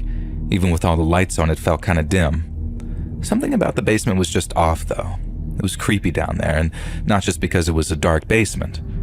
From the moment I got down there, I was joking around with the team that this basement felt off and was weird, and most of the guys just kind of laughed it off and called me paranoid, which I'll be the first to admit, I am kind of a paranoid person by nature, listening to podcasts like Let's Read.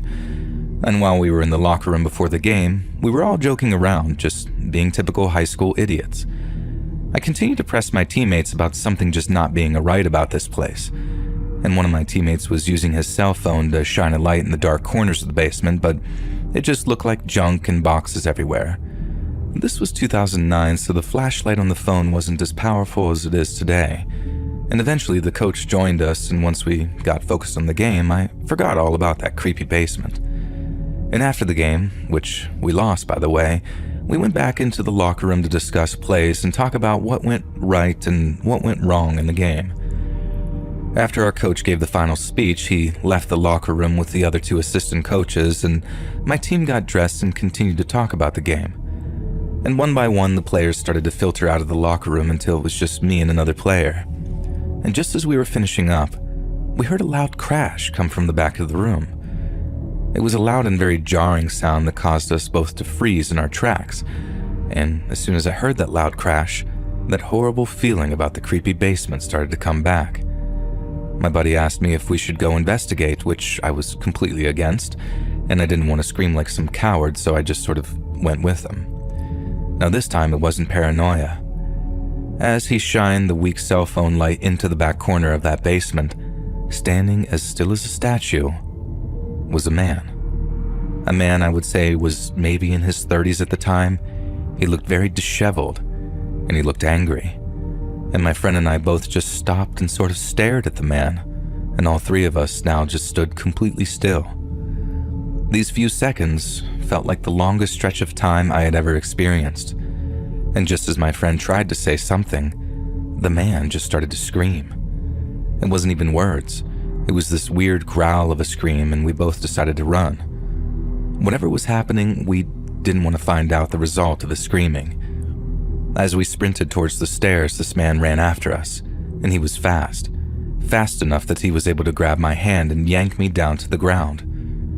Fortunately for me, he fell on the ground in the process of pulling me down, and with the momentum I had from both of us falling, I was actually able to bounce back up pretty quickly and continue running out of the basement screaming. My friend and I ran into the parking lot screaming our heads off, and the rest of the team and the coaches were waiting outside. I couldn't speak, but somehow my buddy was able to concisely explain to the coaches what had just happened to both of us in the basement. One of the assistant coaches stayed outside with us and the rest of the team and called the police, while the head coach and the other assistant coach ran inside to confront this man. I still have no idea why they did this. I'm sure in the heat of the moment they probably felt compelled to defend us, I guess. And a few minutes passed and the police showed up and ran into the building. It was the first time in my life that I had ever seen the police spring into action like that. We were all freaking out because during that time the coaches never came back outside. A minute or two after the police ran into the building, the two coaches finally emerged. The assistant coach had his arm around the head coach, who was holding his arm as if something had happened to it. From our vantage point, we couldn't really see exactly what was happening. The only thing we could see for sure was that the coach had what looked like blood all over the front of his shirt. And not long after the two coaches had come out, the police came outside with that man handcuffed. It didn't seem like he was struggling or resisting at all. I do remember that he had this sort of wicked smile on his face as he just sort of stared blankly ahead of him. And that's where the nightmare ended on that specific evening. Now, it wasn't until years later when I ran into my old coach at this fundraising event that he finally told me what happened. And he told me that he and the other coach ran into that basement shouting, They thought that we made it up at first because they didn't see anyone down there. And while we were standing near the stairs, the man jumped out and cut the coach's forearm with some type of switchblade or something. The coach thought that it could have been a box cutter. Right after he got cut, the other coach tackled the man to the ground and basically detained him by sitting on him until the police showed up. The coach had to get stitches in that arm and all types of blood tests because they didn't know if the blade was actually clean. Thankfully, he was fine. And it was arguably the scariest part of the story was that nobody knew anything about this guy. He seemed to have no identification and he was clearly not right in the head. And the area that I live in, unfortunately, has always had issues with people with drug issues. And as far as my old coach knows, this poor man was just another unfortunate soul whose mind was lost on the streets. And if it wasn't for my assistant coach, my head coach might not have been alive to tell that story. And that's something that still freaks me out today.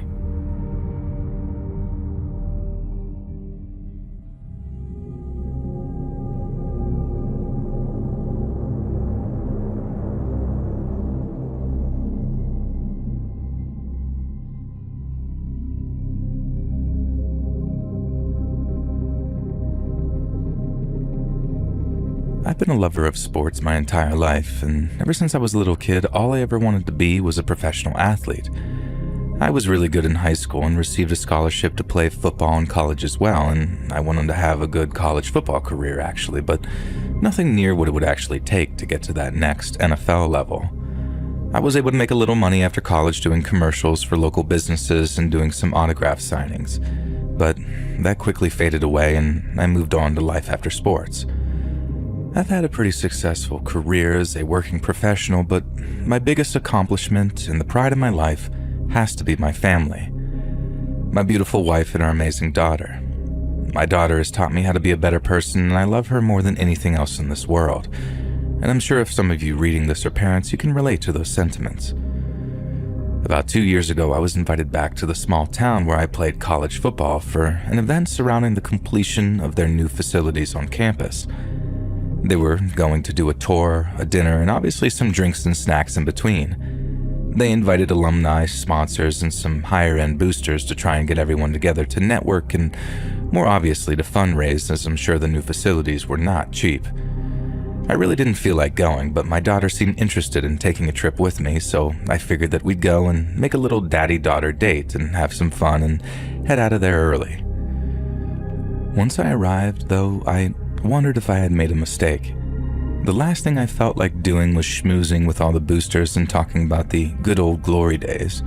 I prepared myself for having the same conversation about a dozen times, but since I had my daughter with me, I figured most of my attention would be devoted to her and I wouldn't have to really entertain a lot of other conversations, at least for a long period of time. There was one person I didn't recognize who seemed to keep giving me a bit of a side eye or looking at me like he seemed annoyed that I was even there.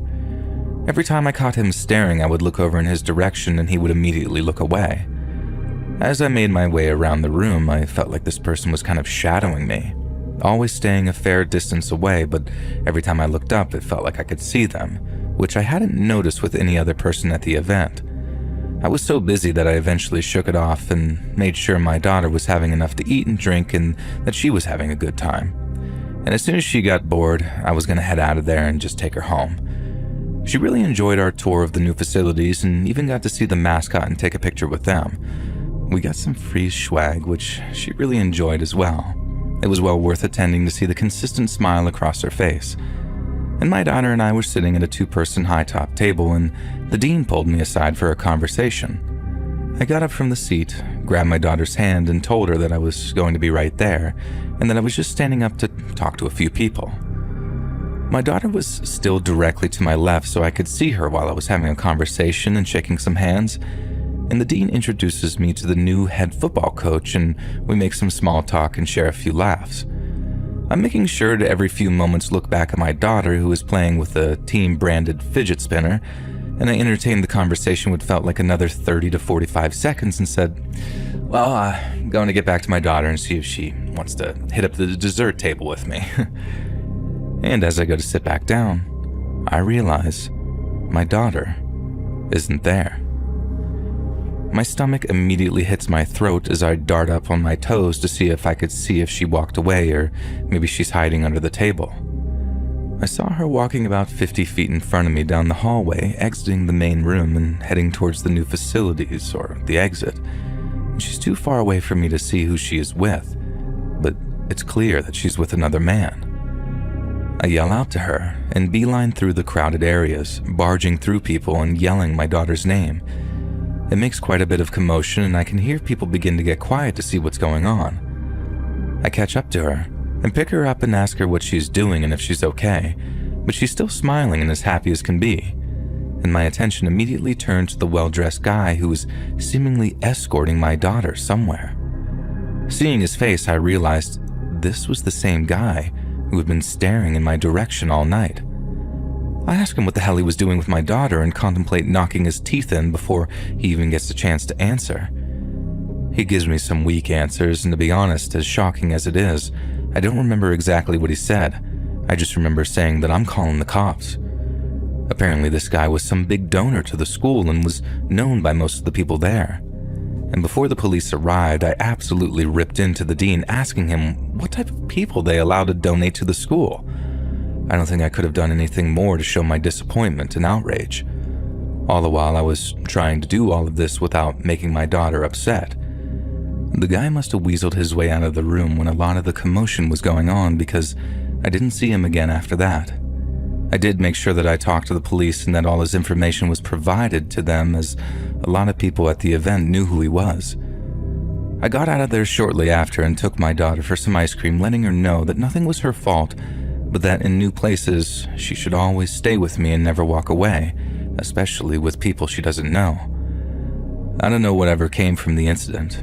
I don't know what, if any laws were broken, and I don't know what excuse he actually gave. I would assume, and I hope that this matter would have been taken seriously, but once I got back to my home, many towns over, I never heard anything back from the authorities or asked for any additional information or statements. Looking back, I'm just glad my daughter was safe and that I was able to step in before anything terrible happened. It just goes to show you that no matter how diligent you are, you need to be even better to protect your children.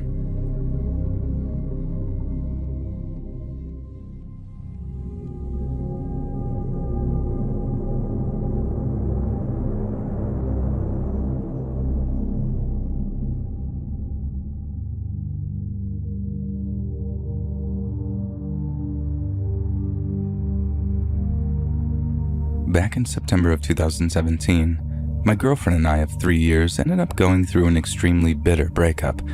And since we were living together, I boxed up my stuff and moved out on October 1st. I stayed in a hotel for almost 2 weeks, and working by day and then searching for apartments by night. But most of the places I saw advertised online were, in a word, depressing.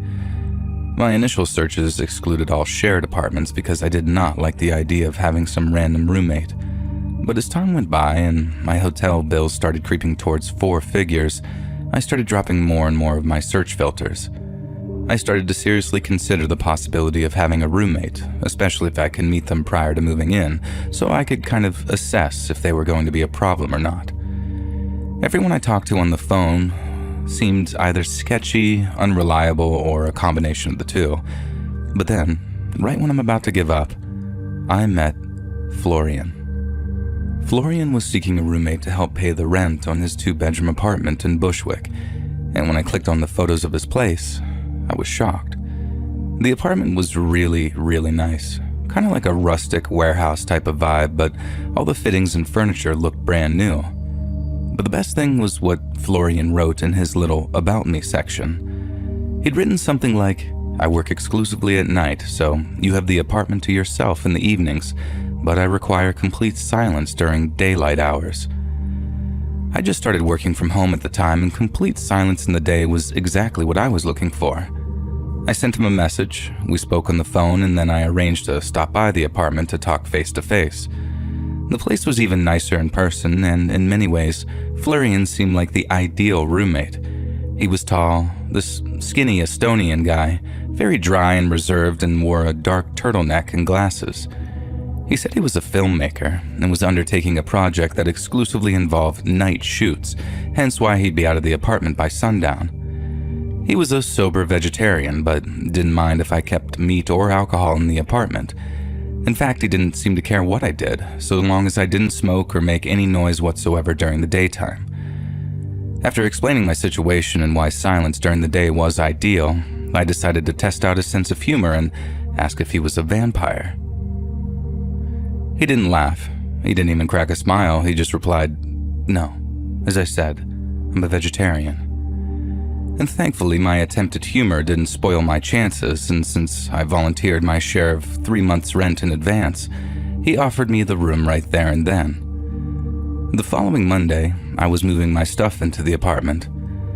I had to wait until after 7 p.m., but with the help of a very flexible moving company, I had everything moved in by 11, and by the end of the next day, I was unpacked and settled in.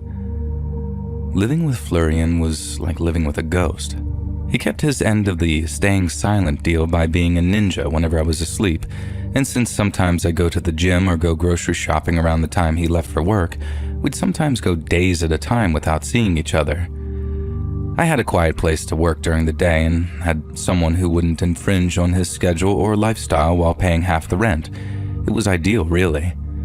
But sometimes, Florian was so quiet it was almost spooky.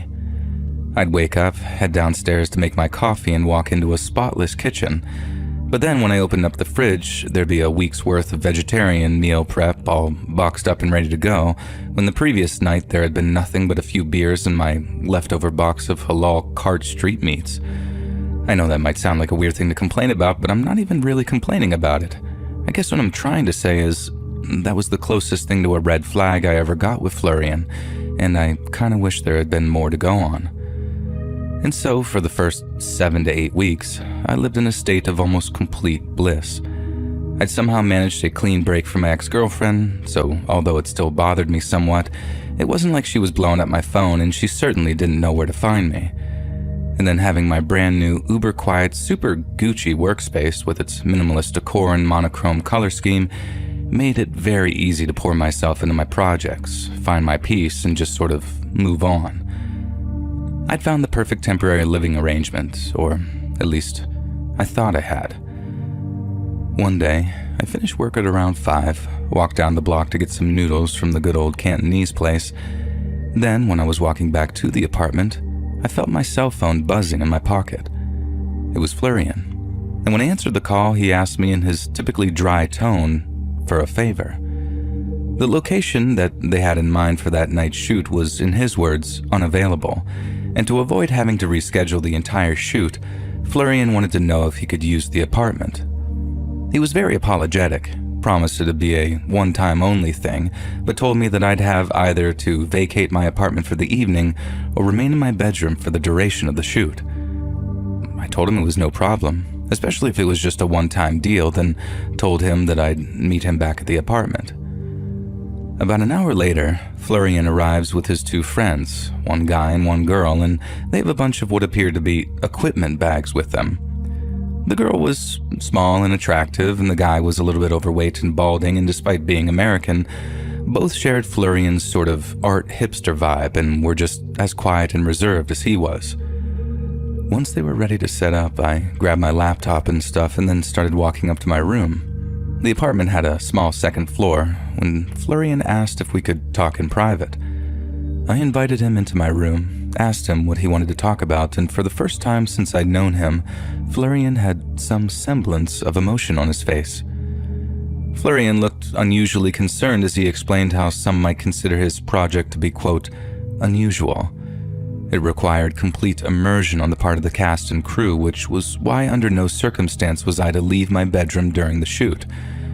And this was around 8 p.m. and I was due to sleep at around 11, so I had no problem retiring to my room to play some Civ or just watch Netflix until I dozed off. Now, Florian said that that was good because the shoot was going on until about 1 o'clock in the morning. Obviously, I wasn't all that excited at the prospect of having my sleep disturbed, but that led Florian to ask if I had a good pair of earplugs or some headphones that I could use to drown out the noise. But then that got me thinking, what kind of noise was he talking about?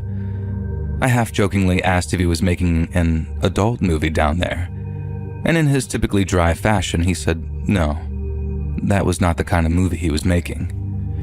And my curiosity was pretty truly piqued at this point, so I asked him what kind of noises I could expect to hear, and in response, Florian told me something I'll never forget. He told me, "You might hear some things that might frighten or disturb you, but I can assure you no matter what you hear, it is merely a simulation, and there's no reason for you to be alarmed." I asked Florian if he was making some kind of horror movie, and he said no. It wasn't a horror movie as such, but it did contain elements which some people might associate with horror films. Apparently, this is why it was so important that I wear headphones or earplugs, otherwise I might not be able to sleep. I told him as long as there wasn't any screaming, we'd be fine, and that's when Florian asked again if I wouldn't be happier just vacating the apartment until 1 a.m. Honestly, I was way too tired to head out to some bar and force myself to stay awake until 1, and since I had a good pair of noise-canceling headphones that I could use, I figured I'd just brave the noise and, at worst, stay up until the small hours watching movies extra loud until the shoot finally finished. And the plan worked perfectly for a while, and for the first hour or so, I didn't even have to switch on the noise-canceling setting on my headset. I actually had it switched to ambient aware because by that point I was honestly so curious as to what kind of noises Florian was worried about me hearing. I figured there'd be yelling, probably some screaming after Florian's soft admission, and I just severely underestimated the kind of screams I'd be hearing, as well as the effect they'd have on me. Now, I've been playing Civ 5 for about an hour and change before I started to hear the first noises coming from downstairs. It was the sound of a woman sobbing, like these drawn-out sounds. And since Florian had already told me that she was an actress, the sound only made me uncomfortable, not frightened or disturbed. And I switched my headphones to noise canceling and turned up the background music on my game and found the combination instantly drowned out the sobbing noises. I think that lasted for maybe 20 to 30 minutes until eventually I started to hear another kind of sound. One so loud it started to cut through the noise-canceling feature on my headphones. I reached up to the speaker covering my right ear, lifted it up, and then instantaneously recoiled when I heard the sound that I'd been shielded from. The girl downstairs, actress or not, was letting out the single most blood-curdling scream I've ever heard. I could hear the exact moment she ran out of breath as the scream kind of weakened and died, and then she started up again right after with yet another ear-splitting screech. She did this over and over, and at one point I clearly heard someone yelling louder at her, but I couldn't tell if it was Florian or his friend. I knew it wasn't for real. I knew it was just an act, but there was something about that lady's scream that set my teeth on edge. I could only sit there listening to it for a minute or two before I secured my headphones over my ears and just pumped up the volume on my laptop even further and tried my best to forget it was even happening. I tried my best to just focus on playing this game, but I could still hear those nails on a chalkboard style screams, and they might have been very faint, but I could still hear them if I focused my attention on them over the music coming from my headphones. The only way to completely drown them out by then was to boost up my volume in my headphones to like 100, but that got so loud that it started to actually hurt my ears, so it wasn't sustainable for more than a few minutes before I had to lower the volume again. Thankfully, the screams had petered out altogether by the time it came to lowering my headphone volume, and I got to spend the next few minutes in relative peace before I suddenly started to hear the sound of frantic begging creeping through the music in my ears. Once again, I lifted my headphones, and once again, I heard some skin-crawlingly convincing acting from the lady downstairs. Only this time, she wasn't screaming. She was begging through tears and shallow breaths. She kept saying, "No, please God, no," and other variations on that theme, and she did it non-stop for about 14 straight minutes. I guess talking loudly was easier on her vocal cords than balls-to-the-wall screaming, but that allowed her to do it unceasingly for way longer than she screamed for. Again, I was thankful that I was able to just drown it out without deafening myself with the music from the game that I was playing, but somehow, all the begging got to me even worse than the screams did. And I swear to God, Even with Florian's warning that the whole thing was just acting, every fiber of my being wanted to make her stop. I guess it bothered me in this sort of deep, lizard brain kind of way. Something passed down from our ancestors that means when you hear someone begging for their life or screaming in agony, it's impossible to just sit there and ignore it.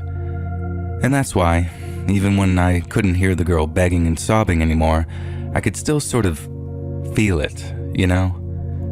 The screams came and went for another few hours, then around 10:30, I decided to take a shower and to try and get some sleep. Both upstairs bedrooms were fitted with attached bathrooms, another perk of living there, so I got to drown out the noises with a podcast and running water while I got clean.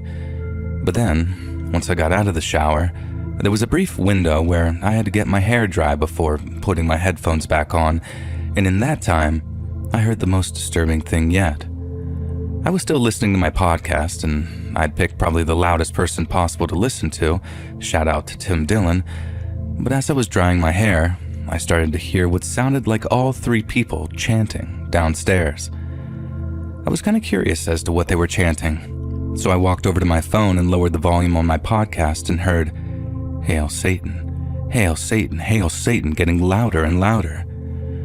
Well, they sure must have been talented actors because they were giving it everything they had, wailing those two words again and again like they were in total ecstasy. I ended up lying on my bed, headphones on, blasting myself with some YouTube playlist called Relaxing Ambient Music that ended up being neither relaxing nor ambient. And when 1 a.m. rolled around and everything finally went quiet, I literally whispered, "Thank you, Jesus," out loud to myself before finally drifting off. And the next morning, I felt kind of groggy after getting less than 6 hours sleep, but as my brain booted up in the shower, I remembered all the screaming and chanting from the night before. I couldn't really be mad at Florian because he'd warned me a whole 2 times to vacate the apartment, and besides, there were much worse things than him owing me a favor. As I mentioned earlier, Florian and I rarely bumped into each other, so it was days before I got a chance to ask him about the screaming. And when I did, he gave me about as dry an answer as you can imagine. He apologized profusely for the disturbance, both literally and figuratively, but was also quick to remind me of the warning I'd been given. He said the screams and the chanting for what he called ADR, or Automated Dialogue Replacement, which is basically when you dub audio over a movie to make it sound better. No one was being threatened, imitated, or hurt in any way, and the lady in question was just a very talented actress. If the sounds she made disturbed me, then it simply meant that she'd put in a good performance and nothing more. This was obviously quite reassuring, I guess, but my main objective was to get a second assurance that it wouldn't happen again, and if it absolutely had to, then to give me advanced warning so I could book a hotel or something. And he agreed, and I thanked him, and that was that. Now, not even 2 weeks went by before Florian asked me for a second favor. I had a feeling it'd be related to using the apartment for his work, and lo and behold, I was right. He opened his pitch by telling me that he was more than happy to pay for a night in a hotel, but that after a studio had pulled out on him, he'd been left with nowhere to shoot. I told him it wasn't necessary for him to pay for a room, that I could maybe find a place to stay, and even if I didn't, I was perfectly happy to pay for my own hotel room. Florian then gave me the date of his shoot, which was a couple of days away on a Friday evening. I happened to have been dating at the time, and it was just around the stage where it'd be acceptable for me to propose a kind of sleepover, if you will. And I proposed as such, and she accepted, so I had that Friday evening covered. I had no reason whatsoever to return to my apartment until, of course, I realized that I'd forgotten part of my laptop charger, the plug part that connects to the little box thing, and there'd be no starve-together LAN party unless I returned to the apartment to grab it. I briefly considered proposing a movie date instead, but the girl I was dating had seemed super excited to play, so I thought, screw it, and then caught the train back. I figured it'd be an hour at most, and that once I got back, we could get down to our LAN date. Plus, I called Florian in advance and gave him prior notice that I needed to stop the shooting for all of 30 seconds maximum, then be off the hook for any interruptions. I texted Florian as I was walking to the subway, then, when he didn't reply, I gave him a call once I was back in Bushwick. He didn't pick up on the first call, so I tried again, only for that one to ring out, too.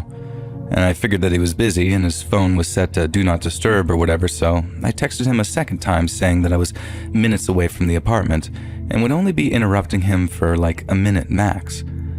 Again, I got no reply, and I was kind of worried that my intrusion might cause some kind of issue between me and him. And at the same time, I was thinking, I pay my rent, I'm a good roommate, I can be in and out in 30 seconds with a few apologies, and then if Florian's mad, well, I can just deal with that issue as and when it comes. A few seconds later, I'm at my apartment building, walking to the elevator, then a minute more, I was at my door. Since I don't want to disturb too much, I start knocking on the door. I had my key ready, but just like with the texts and calls, I wanted to give Florian as much advance notice as possible. I knocked once, got no answer, then tried calling Florian one last time. He sent that one straight to voicemail, so I knew that he knew that I was trying to get in touch with him. And that's when I started to get a little annoyed. At least work with me, don't just ignore my calls.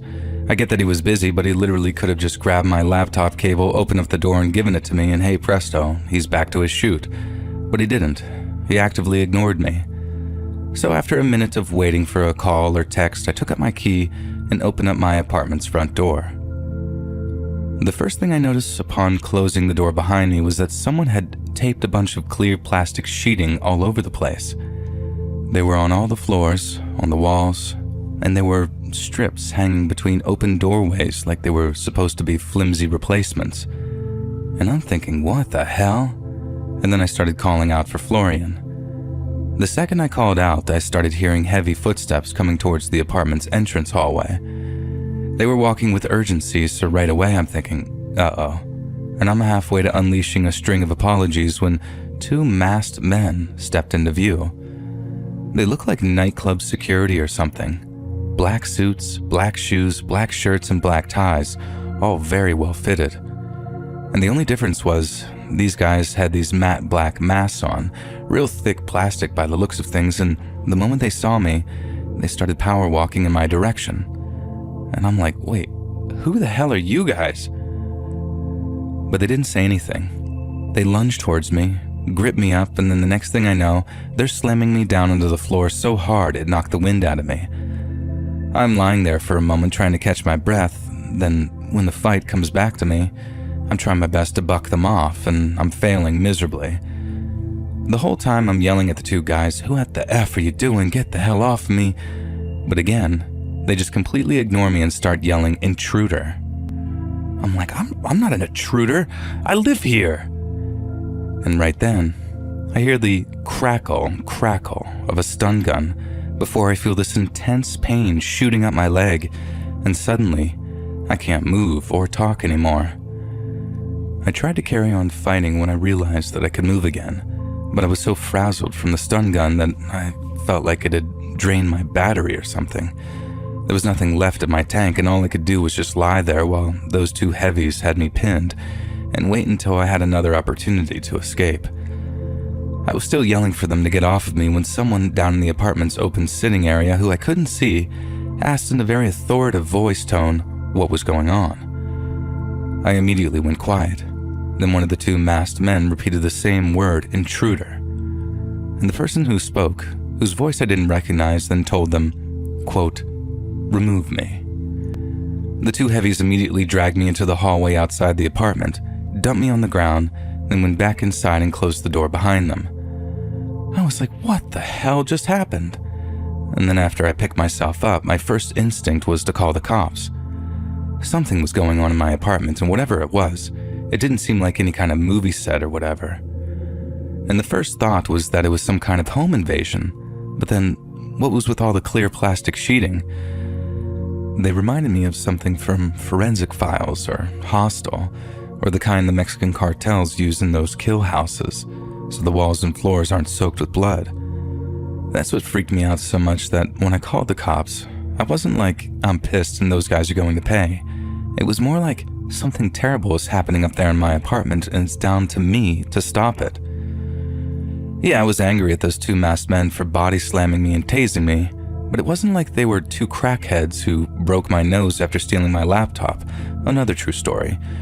The way those guys were dressed, the masks, all the plastic sheeting, They were security for something that was going on in there, something no one was allowed to see. And in my humble opinion, that can't have been anything good and legal. In fact, screw legal. I've had neighbors growing pot back before it was legalized, and all the power to them. It's not hurting anybody. But whatever I just walked into, it sure as hell looked like someone was either getting or was about to get hurt, and really badly too. The cops took a whole 20 minutes to get to me, and that's with the dispatcher telling me that mine was a priority call. They followed me up to my apartment, opened the door for them, and I was right in the middle of telling them about all the plastic sheeting when we saw it was all gone. Both cops gave me a disappointed look as if to say, "We didn't have you down for a schizophrenic."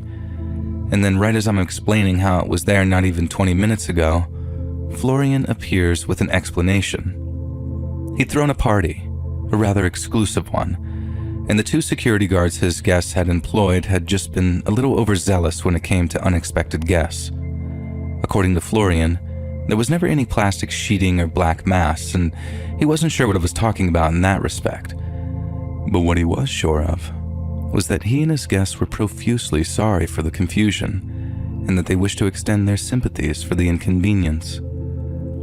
I was angry. Like inconvenience? I was just assaulted. But then I noticed something else. Florian was showing more emotion and sincerity with the cops than he'd ever shown me. His natural state was dry and sarcastic, but with those 2 NYPD officers, he was like the most articulate and passionate person ever. And that's when it hit me. He wasn't being sincere. He was acting. The cops wanted to know who the 2 security guys were and the ones who ended up assaulting me, but Florian claimed that they were provided by an anonymous guest and that he had no idea who they were or where they'd been hired from. The only 2 people Florian knew, according to him anyways, were his male and female friend, both of whom would be happy to answer any question the cops had.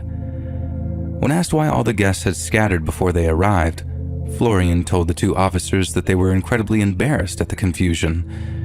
He also seemed like he was being totally honest when he said that, with his guests knowing their security would be in trouble with the cops, and they walked out of the apartment building's back door to where their cars were waiting.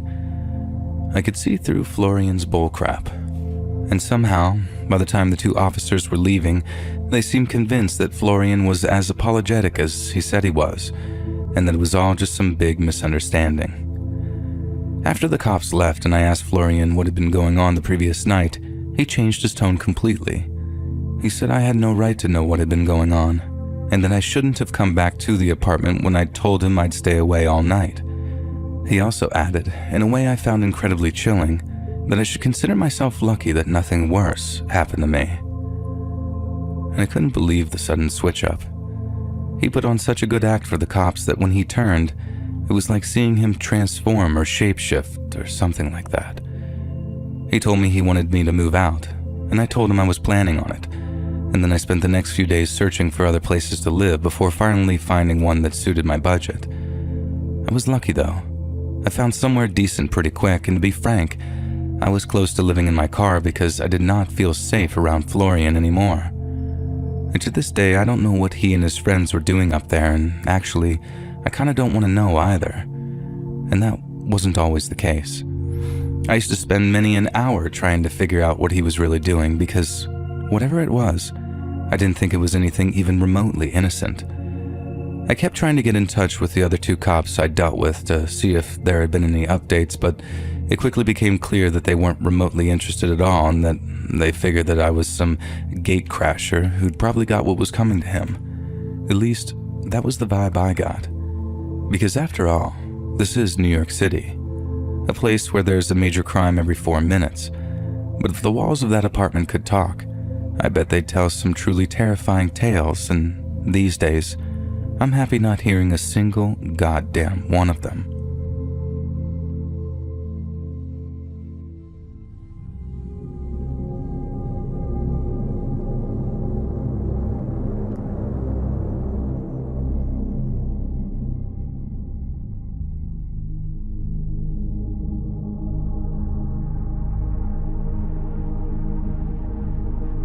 There really isn't an atmosphere like a college sports game.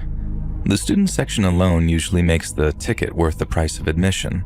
Even people who don't like sports know how contagious it can be to be a part of that atmosphere. Unfortunately, there's always a downside. Some people can't control their emotions and let the game become more important than it needs to be. And let me tell you about something that happened to me a few years ago, and I'm only realizing recently just how dangerous it was. And I guess all things considered, I'm lucky to be alive. It was a college basketball game, and like always, the home crowd was amazing. It was loud in the arena before the game even started, and it was impossible not to get swept up in the emotion of the crowd. I had decent seats for this game, and the section I was sitting in was filled with mostly fans of the home team. Before the game started, I struck up sort of a casual conversation with the guy in front of me. He seemed like a good dude from just our short conversation. It turned out he was one of the few guys in the section who was cheering for the other team, and we laughed about it and had some friendly debates before the tip-off of the game. And once the game started, we gave each other a sort of fist bump and tuned in. The game was late into the season, so the outcome kind of had a lot of weight on the remainder of the season. It didn't take long for the crowd to start getting borderline hostile to the other team and the referees. I admit, I was caught in the heat of the moment and I started to chant along with the crowd. I swear, sports crowds are sometimes like a mob mentality. You just want to jump right in with your pitchfork. And shortly before halftime, I could tell my new buddy from earlier was starting to get kind of irate. He was getting loud and throwing his hands up, complaining about every call that didn't favor his team. I could feel the legitimate anger in his voice, and there was a specific call right before halftime started that caused the whole arena to erupt with cheer, and as a result, my new buddy threw his hat on the ground. I know what I did next was wrong, but like I said, I was caught in the heat of the moment, and I put my arm on his shoulder and said something like, "Sorry, dude. Maybe we'll get better calls in the second half." I definitely said it with sort of an arrogant attitude. He violently shifted his entire body to get my arm off his shoulder, and he screamed, "Shut up, get your hands off of me." I was more surprised than anything else, but just sort of laughed it off and headed to the concourse to grab another drink. I got my drink quickly, and on my way back to my seat, I ran into a couple of my old friends. I stopped for a little while and caught up with my friend before the beginning of the second half. While I was standing in the concourse, my new buddy bumped into me aggressively and said in a clearly ironic voice, "Oh, I'm sorry about that, buddy. Maybe next time I'll see where I'm walking." I was annoyed, but just ignored him. I could smell the alcohol in his breath and I just assumed he was drunk. My friends laughed and were confused by the weird interaction, but I just shrugged it off and told my friends it was just some salty drunk guy. And the rest of the game went much like the first half. My new friend would get angry and say some passive-aggressive comment, and the only difference from before is that this time, I was just completely ignoring him. I could tell that this guy wasn't right, and I didn't want to enrage him or make him angrier than he already was. After the game, I was walking to my car, and you'll never guess who came up behind me and continued to try and verbally spar with me. That's right, the guy from earlier. And I ignored him all the way to my truck, which wasn't easy. Imagine a big burly guy yelling at you at the top of his lungs in a packed parking lot. And I bet you would struggle to ignore him as well. And when I got to my truck, I finally turned around and told the guy to get away from me. He started to laugh and just stood there as I got into my truck and started to drive away. I thought this annoying ordeal was over when I finally got home that night, and it took me 40 minutes to get out of the parking lot traffic. And so between the drunk fan and the traffic, I was all done and just wanted to just unwind on the couch and watch a movie. Before I knew it, I had watched 2 of the Batman movies and realized that it was after 2 in the morning. I wasn't tired for some reason, so I decided that I was going to put on the 3rd film in the trilogy. Only a few minutes into the movie, I saw these bright headlights shine in through my window several times. I lived on a pretty quiet street. It was rare to see headlights at even 7 at night, and it was extremely rare to see them at 2 in the morning, but not impossible. But then I saw them again a few minutes later, and then a few minutes after that, and something felt wrong. After the 3rd time, I decided to glance out of the window, and I couldn't believe what I was looking at. Someone was out there, looking into the windows of my truck, which was parked across the street from my house. None of the houses on the street had a driveway, so the residents just parked in the road. I could see the person trying to open my truck door, Thank God it was locked. And once he gave up on the truck door, I saw him looking around, and that's when I noticed his face. It was that dude from the basketball game. And I was even in more shock now. And I grabbed my phone and called 911, and while I was on the phone, I saw the man making his way to the house directly across the street from my own, the house where my truck was parked in front of. It was clear that the man was trying to break into the house. He must have thought that the house across the street was my own, and that's what I told the dispatch woman. And I could see from my living room window that he was ramming his shoulder into the door trying to get it open. What I find most disturbing now, and didn't realize was that big of a deal back then, was that he clearly had some kind of weapon in the back of his waistband, something I'm sure in his wacky state of mind he wanted to use on me. Thankfully, the police showed up quickly, and thankfully they arrested him before he successfully broke into the house of my neighbor across the street. When the cops were taking him away, it was clear that this man was belligerently drunk, and honestly, in my opinion, he may have been under the influence of something else as well. When he finally sobered up, this guy had no memory of the game or the horrible events that followed. I have no idea what horrors this man had intended for me, and even more terrifying is that this man didn't even know what horrors he had planned, and it's scary to ponder what his intentions were in his messed up state. I also have no idea how he found my house. I guess the true horror here is just how a seemingly normal and nice individual can turn into a literal demon.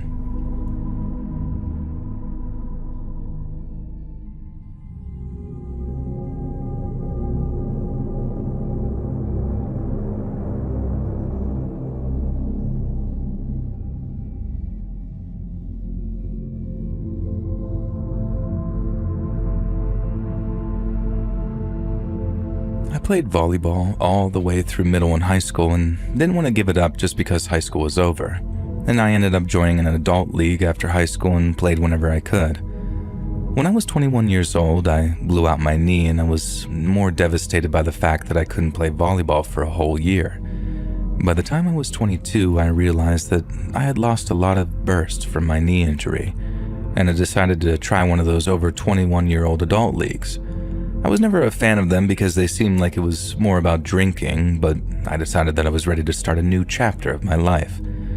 I can honestly say that I loved it. It was a weird adjustment at first, but before long, I was all about it.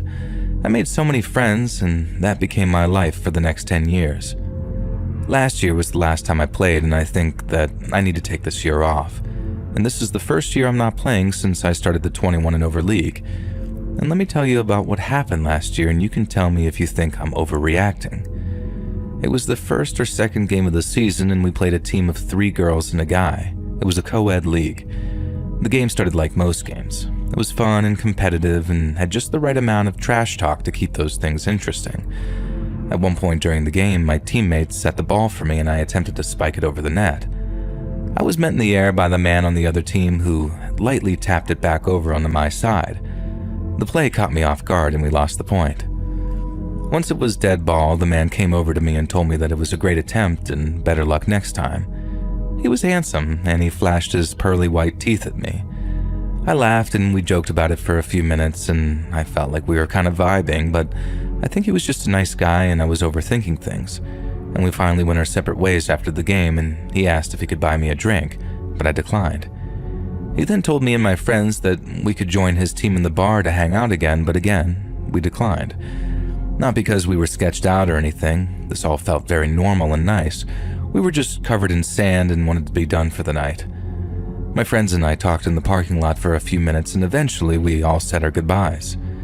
I was standing outside my trunk putting my bag away and getting ready to leave when I heard someone clear their throat loudly behind me, like the type of noise you make when you want to get someone's attention.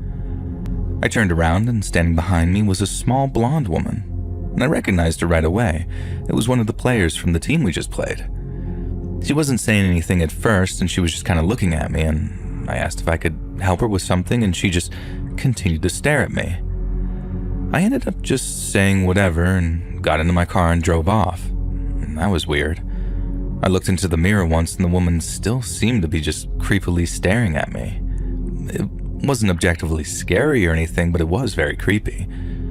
And that night I got a bunch of phone calls from a restricted number. I answered a few times, but it ended up just being breathing. And I also got some DMs on Facebook from a clearly made-up profile that started calling me some pretty offensive things. I was annoyed, but just ignored my phone for the rest of the evening. And this went on for a few days, but then stopped completely on the fourth day. I figured whoever had a problem with me was over it by now. The next week came, and so did our volleyball game, and after the game, we decided to hang out for a little while before calling it a night. Inside the bar, I saw the handsome man from the previous week. He said hi to me and I simply waved back, and that's when I noticed the blonde woman standing behind him. And I started to put together some pieces.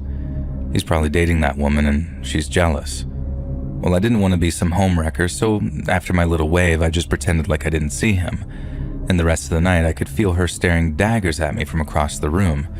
It was uncomfortable and I just wanted to leave, and so eventually I did. Those restricted calls came back that evening, but I just turned off my phone. And nothing happened all week until it was time for volleyball once again. The night was like all the others, except I did feel a little anxious.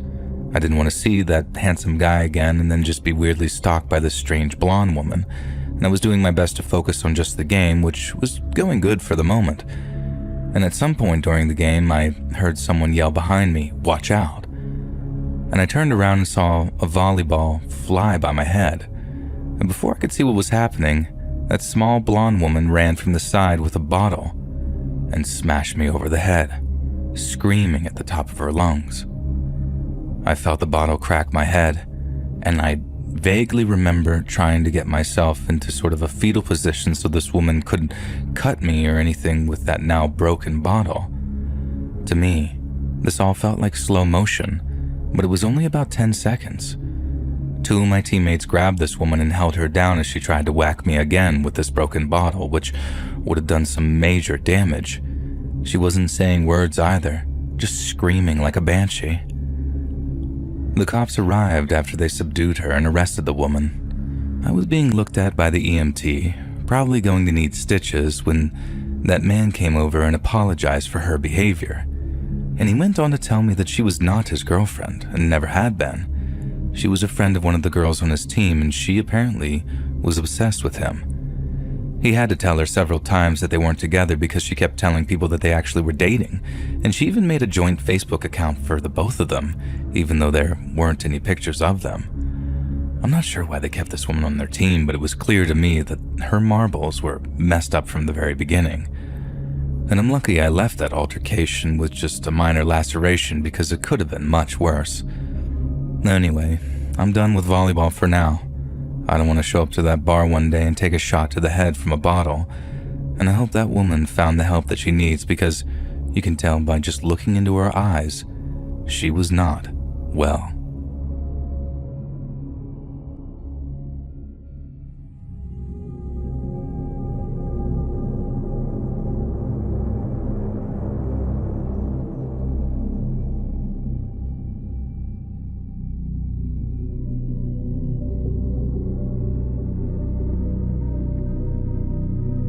When I was 18 years old, I went on my first major trip alone without my family. Well, I wasn't completely alone. I was with my friends Mike and Stan. It was 2013 and we made the voyage to a small town on the outskirts of New Jersey for WrestleMania. And let me first say that the three of us are huge wrestling nerds and still text about it to this day, even though we all live in different states. Back in 2013, this was going to be the greatest weekend of our lives. For those that don't know, WrestleMania is kind of like the Super Bowl for wrestling fans, and this event was going to be at MetLife Stadium, which is where the New York Giants and Jets usually play. The main show was on Sunday, but the entire weekend was filled with special events. The hotel that we were staying at offered a free shuttle service anywhere within 10 miles, which was pretty amazing, and we planned on taking the shuttle on Saturday into town to do some of the activities. Stan got the address of one of the venues, and we gave it to the man who provided the shuttle service. There was a clear language barrier, but after a little bit of back and forth, we figured out where we needed to go. The man dropped us off, and we got out of the shuttle like three excited idiots. We didn't even look where this man dropped us off. Once all three of us were out of the shuttle, we realized that we were clearly not in the correct location. We were in a sort of rundown and sketchy part of town, it seemed like. Everything looked abandoned, almost condemned. Stan called the hotel and told them that we needed a pickup, but the lady on the phone told him that it was going to be a little while because the shuttle service was already on another call. We begged her and told her that he literally just left less than a minute ago, but she didn't seem to care.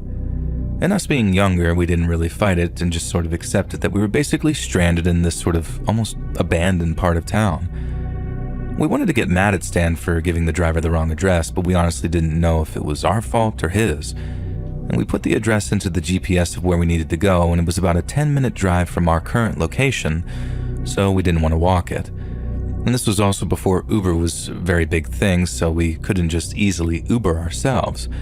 And being young and naive teenagers, we decided to walk around this sort of beat-up area. It was scary and unsettling just being in this area, and we saw people living on the streets who were pretty messed up on something. It was scary, but truthfully, it was just kind of sad, and while we were blissfully walking along, Mike noticed that someone had been kind of following us for a few minutes. He told us that classic line of, "Don't look now, but it looks like someone's kind of tailing us here." Stan didn't care, but me and Mike started to feel a little uneasy. We started to move a little faster and noticed that the person following us was matching our speed though, and it was obvious now that whoever this person was, they were on our tail.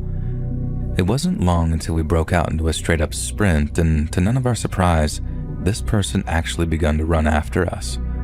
Mike and Stan were both great athletes and were able to create some distance from the guy, and I, on the other hand, am a horrible athlete, and the man was closing in on me pretty fast. I didn't know what to do, so I decided to stop and step up to the man, and that was a horrible mistake. This guy didn't stop when I did, and he just barreled into me, knocking me to the ground. Now, while I was down, with no warning or threat, he buried an elbow into my eye with a lot of force. He hit me so hard that everything just went black for just a second, and while I was down, the man grabbed my wallet and ran back from the way he came. Mike and Stan ran back and helped me up. They called the cops, who showed up but didn't do anything. They told me that this area is very bad and people get mugged all the time. The likelihood of me getting my wallet back is slim to none. I was defeated and heartbroken and just wanted to get back to the hotel. Stan and Mike were shaken up as well, and they decided that we'll just hang out at the hotel and watch basketball or something and get ourselves excited about the big show on Sunday. They told me not to worry about the wallet until after the show, and then they would help me replace my ID and figure everything out. The cop I reported the mugging to was at least kind enough to drive us back to the hotel.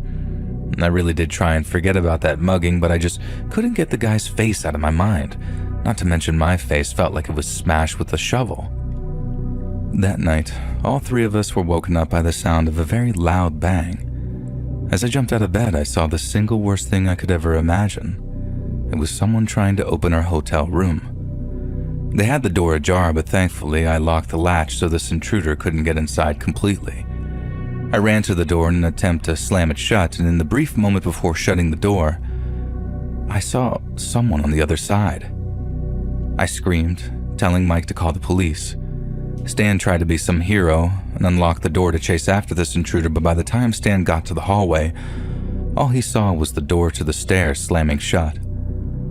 While we waited for the cops, we were trying to figure out what had just happened, and then it dawned on me. Someone might have stole my wallet, and inside the wallet maybe there was a room key, which not only had the name of the hotel, but also a little piece of paper with the room number on it. I don't know. The cops came and we all just reported the incident to the hotel, which was able to move me and my friends to another part of the hotel. And I didn't sleep the rest of the night. I remember looking out the window at one point in the middle of the night, and I saw a man walking around the parking lot. I called the hotel lobby because, being young and stupid, I was scared to call the police a third time. And by the time I got off the phone, this guy was gone and I never saw him again. We did get to the show on Sunday, but I couldn't enjoy it. Every person I saw with a dark coat made me freeze up. And when we got home on Monday, Stan and Mike helped me to pay for a new ID and even lent me some money until I got back on my feet. Somewhere out there in the world, some guy has my wallet, and even thinking about it now makes me cringe. I'm just happy that I remembered to latch the hotel room door that night. Maybe it wasn't related, maybe it was someone completely different, in which case, That might have been the worst night of my entire life.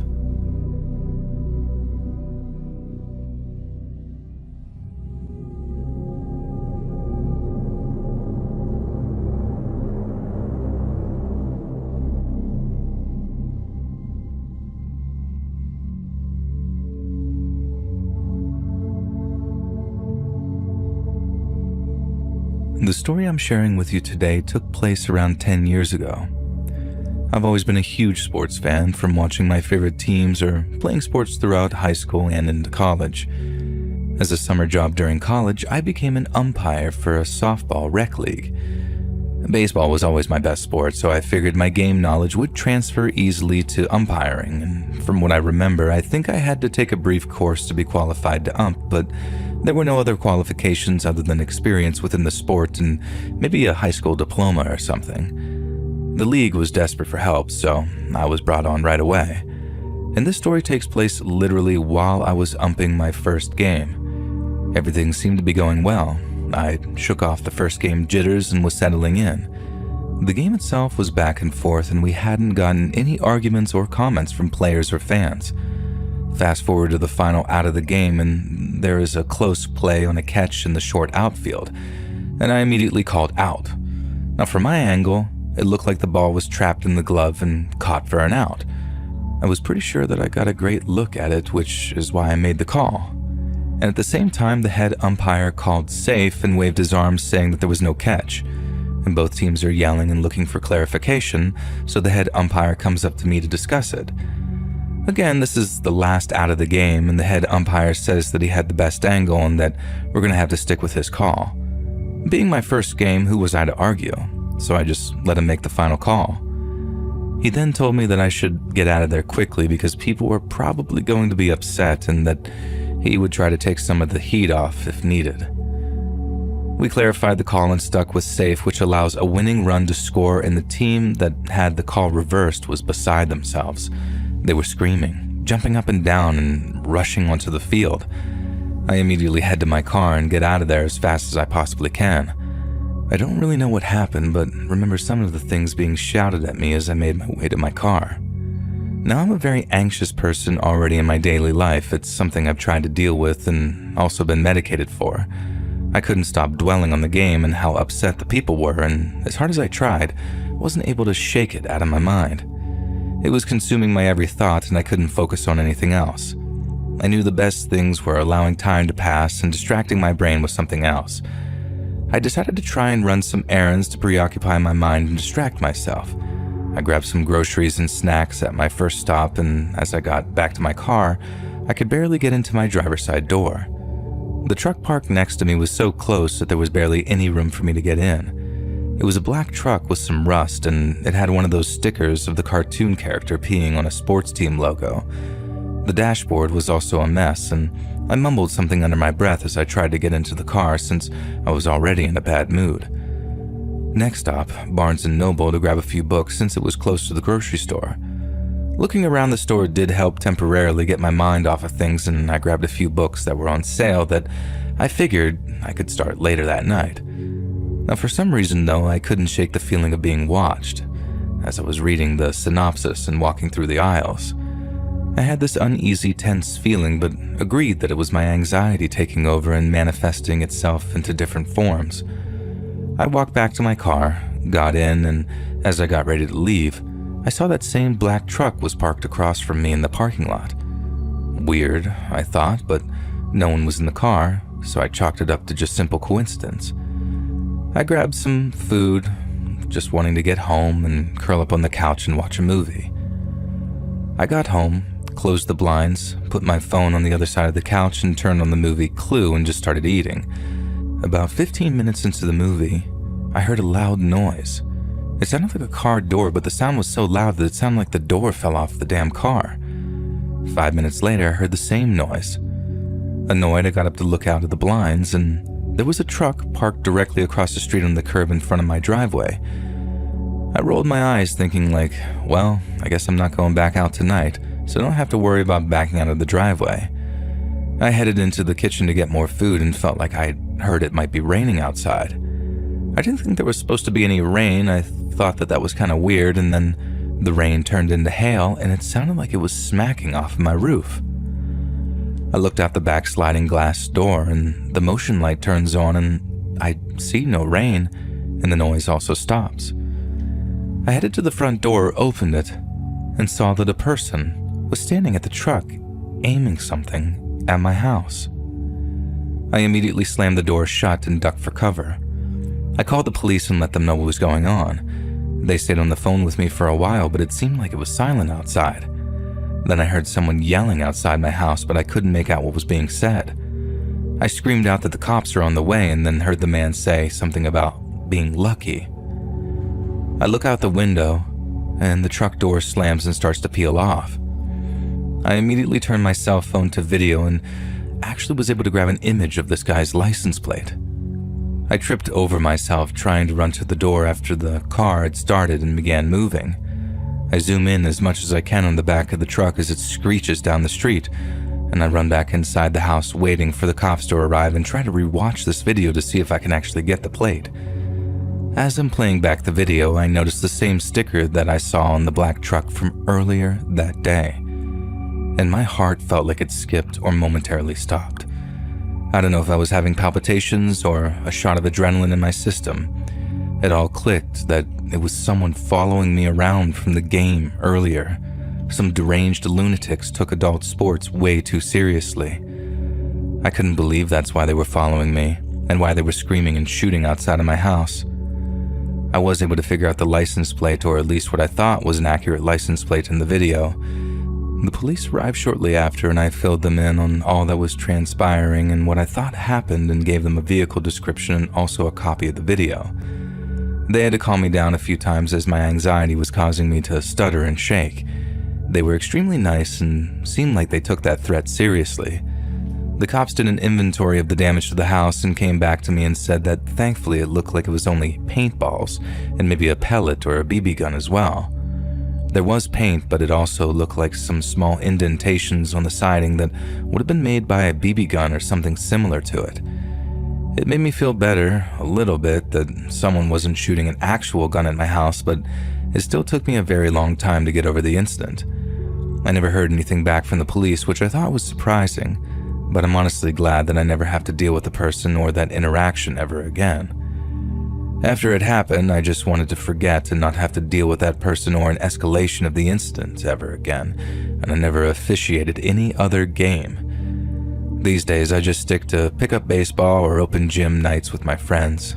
I'd be interested if anyone else has had any crazy experiences with a fan or player from an adult league. Feel free to reply to the story below and let me know what happened to you.